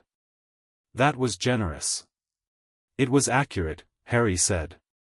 "I don't need you destroyed, Professor. I need the damage fixed." Dumbledore looked at him with something that was not quite the managing attention Harry had grown up under. It was something more honest, the way old men look at young people who have exceeded what they were asked to be.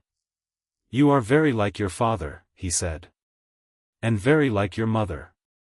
And also entirely yourself." "I'm working on that last part," Harry said. "You've made remarkable progress." A pause. "There are things I can still offer. Information about Voldemort, about the Horcruxes specifically, that I have been withholding because I was managing the timing of your knowing." He met Harry's eyes. "I would like to stop managing the timing." "Yes," Harry said. "That would be appreciated." "Come to Hogwarts on Sunday," Dumbledore said. "Not as a student. As a lord with a right to information that concerns him. Bring whoever you wish." "I will," Harry said. They looked at each other for a moment, the old man and the 17-year-old who had stopped being manageable, and who between them had just rewritten something that would be in the history books, and who were both, in different ways, entirely aware of what was still ahead. Dumbledore inclined his head and walked to the lifts. Harry turned and found Daphne had been 2 steps behind him. Of course she had. "Horcruxes," she said. "You heard." "I was standing right there," she said, with the precise tone of someone who never apologized for being observant. "What's a Horcrux?" "I don't know exactly," Harry said. "I have a theory and it's not a good one." He looked at her. "Sunday. You're coming." "Obviously," she said. They ate lunch with Neville and Hermione in a restaurant near the ministry, and the mood at the table was the specific mood of people who have been under sustained pressure for a long time and have just had a large piece of it resolve, which felt less like celebration and more like being able to breathe properly for the first time in weeks. Hermione was already talking about next steps, the remediation process for each of the 37 families, the legal sequencing, the timeline. She had notes. She'd had notes before the vote was cast, prepared for both outcomes. Harry thought that if Hermione Granger ever decided to go into politics properly, the political world would never know what hit it. Neville was quiet in the good way, the way he'd been quiet in the vault room reading his father's letters. The satisfied quiet of something settled. "Your grandmother," Harry said to him. "She's fine," Neville said, and smiled. "She cried, which she'll deny, and then she went to find Marchbanks, who she's apparently known since 1962 and owes several favors, and they're having lunch together." He paused. "She said to tell you," he stopped. Seemed to be selecting from several things. "She said to tell you that Frank would have voted yes." Harry looked at his plate for a moment. "Good," he said. Across the table, Daphne was looking at her own notes with the considering expression she got when she was thinking about something she hadn't finished working out. Harry looked at her, the ring on her right hand, the silver and black stone, the particular quality of stillness she had. He thought about the conversation they'd had over cold tea about why she'd said yes. The open hand on the table at the leaky cauldron 10 days ago. The way she'd said "I'd rather hear it from you first" about her conditions, and had meant it, and had been right to mean it.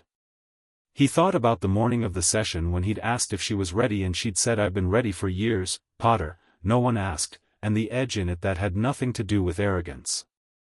He thought about Sunday and Horcruxes and Voldemort and the shape of what was still ahead, the real war, the one the politics was partly preparation for and partly defense against, the thing that hadn't ended in that graveyard and hadn't ended at the Department of Mysteries and was still moving, still building, still requiring everything Harry had and more. He thought about 37 rings in a vault and 4 on his hand and 1 on Daphne's finger that she'd placed there herself. He set down his fork and looked at her. "Daphne," he said. She looked up from her notes. "This isn't finished," he said. "What comes next? Voldemort, the war, everything that Sunday represents, it's going to be harder than the last 10 days. "I know," she said. "I'm not," he stopped. Found the words for it that weren't performed and weren't managed. "I'm not asking you to prepare for it. I'm telling you that whatever it is, I don't want to do it without you. Not for political reasons. Not because it's strategically useful." He looked at her steadily. "Because you see the whole board and you tell me when I'm wrong and you gave me a real answer when I asked a real question, and I haven't had a lot of that in my life." The restaurant was going on around them, ordinary and warm, and Hermione had gone very still across the table and Neville was looking at his lunch with great concentration. Daphne looked at Harry for a long moment with the grey eyes that he had been learning to read in increments, the different versions of what they held, when they were public and when they weren't, when they were careful and when they were honest. Right now they were honest. "The betrothal aspect," she said, quoting his own words back at him with the specific precision of someone who had been thinking about a sentence for 10 days. "If we work well together, it becomes something real." She paused. "We've been working well together." "We have," Harry said. "Then it becomes something real," she said, simply and directly, without performance, and looked at him like that was settled. Harry held her gaze, and it was settled, and the thing that moved through him at that was not political or strategic and did not need to be named precisely to be entirely understood. "Good," he said. Hermione exhaled loudly enough that both of them looked at her. "Sorry," she said, not sounding particularly sorry. "I've just been waiting for that conversation for about a week and it was," she stopped. "It was very you, both of you. Very." She waved her hand. "Anyway. Thank you, Hermione," Harry said. "Very welcome," she said, and went back to her notes with the expression of someone filing something under resolved with great satisfaction. That evening they walked back through Diagon Alley in the late gold of an early September afternoon, and London was doing its ordinary thing around them and the sky was clear and the air had the first edge of autumn in it. They stopped at the steps of Gringotts because Daphne wanted to look at the building. She'd been in it twice now and still looked at the architecture with the attention of someone who found the permanence of very old institutions significant. 3,000 years, she said. Give or take, Harry said. And we just used their paperwork to reshape a political system that's been calcifying since the 17th century. She looked at the stone facade, the goblin guards at the doors, the torchlight burning steady in the afternoon. I find that genuinely satisfying. Me too, Harry said. She looked at him sidelong. What do you want? She said. Not politically. Not strategically. What do you actually want, when this is over, when Voldemort is done and the Wizengamot is fixed and the 37 families have their names back? Harry thought about it. He didn't give an automatic answer because the question deserved the real one. He thought about what he'd wanted before he knew who he was, before Hogwarts, before letters, before any of it. The thing underneath everything that had never been addressed because there had always been something more urgent. Ordinary things, he said. I want to read books I haven't had time to read. I want to go somewhere with no one watching. I want to eat a meal that wasn't part of a meeting. He paused. I want to not be afraid of what's coming. The last one isn't about after, she said. No, he said. But the others are. She was quiet for a moment, looking at the street. People moved past them.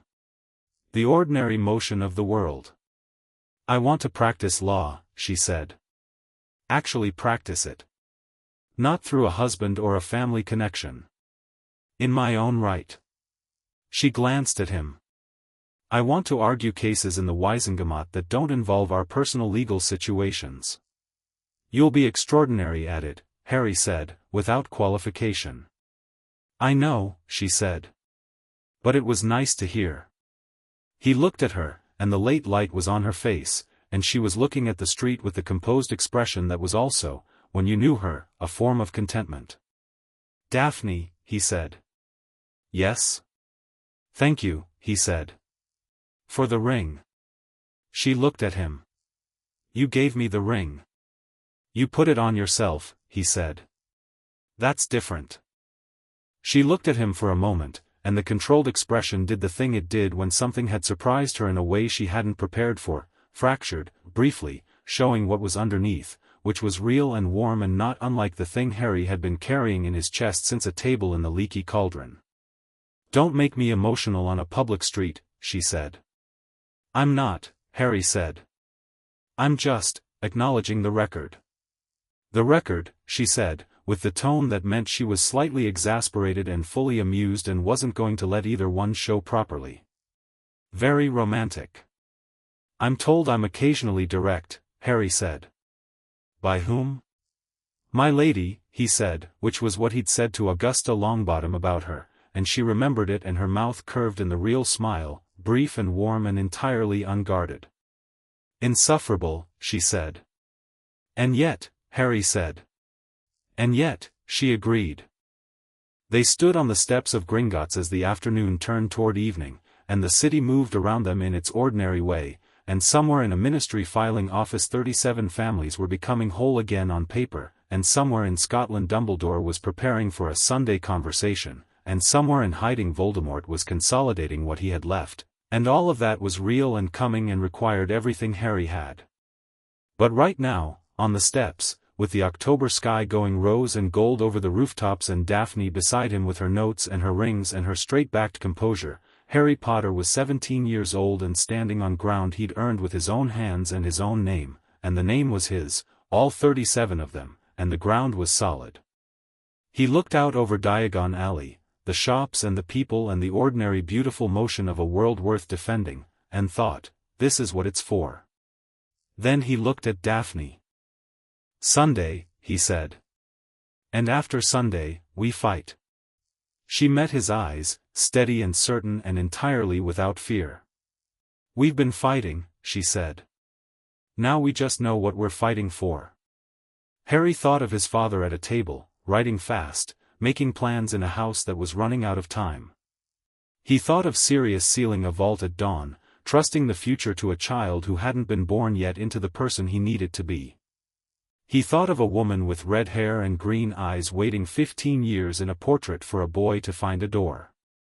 All of it had moved through time and arrived here, on these steps, with 37 names and one person beside him who had chosen to be there. He carried it forward.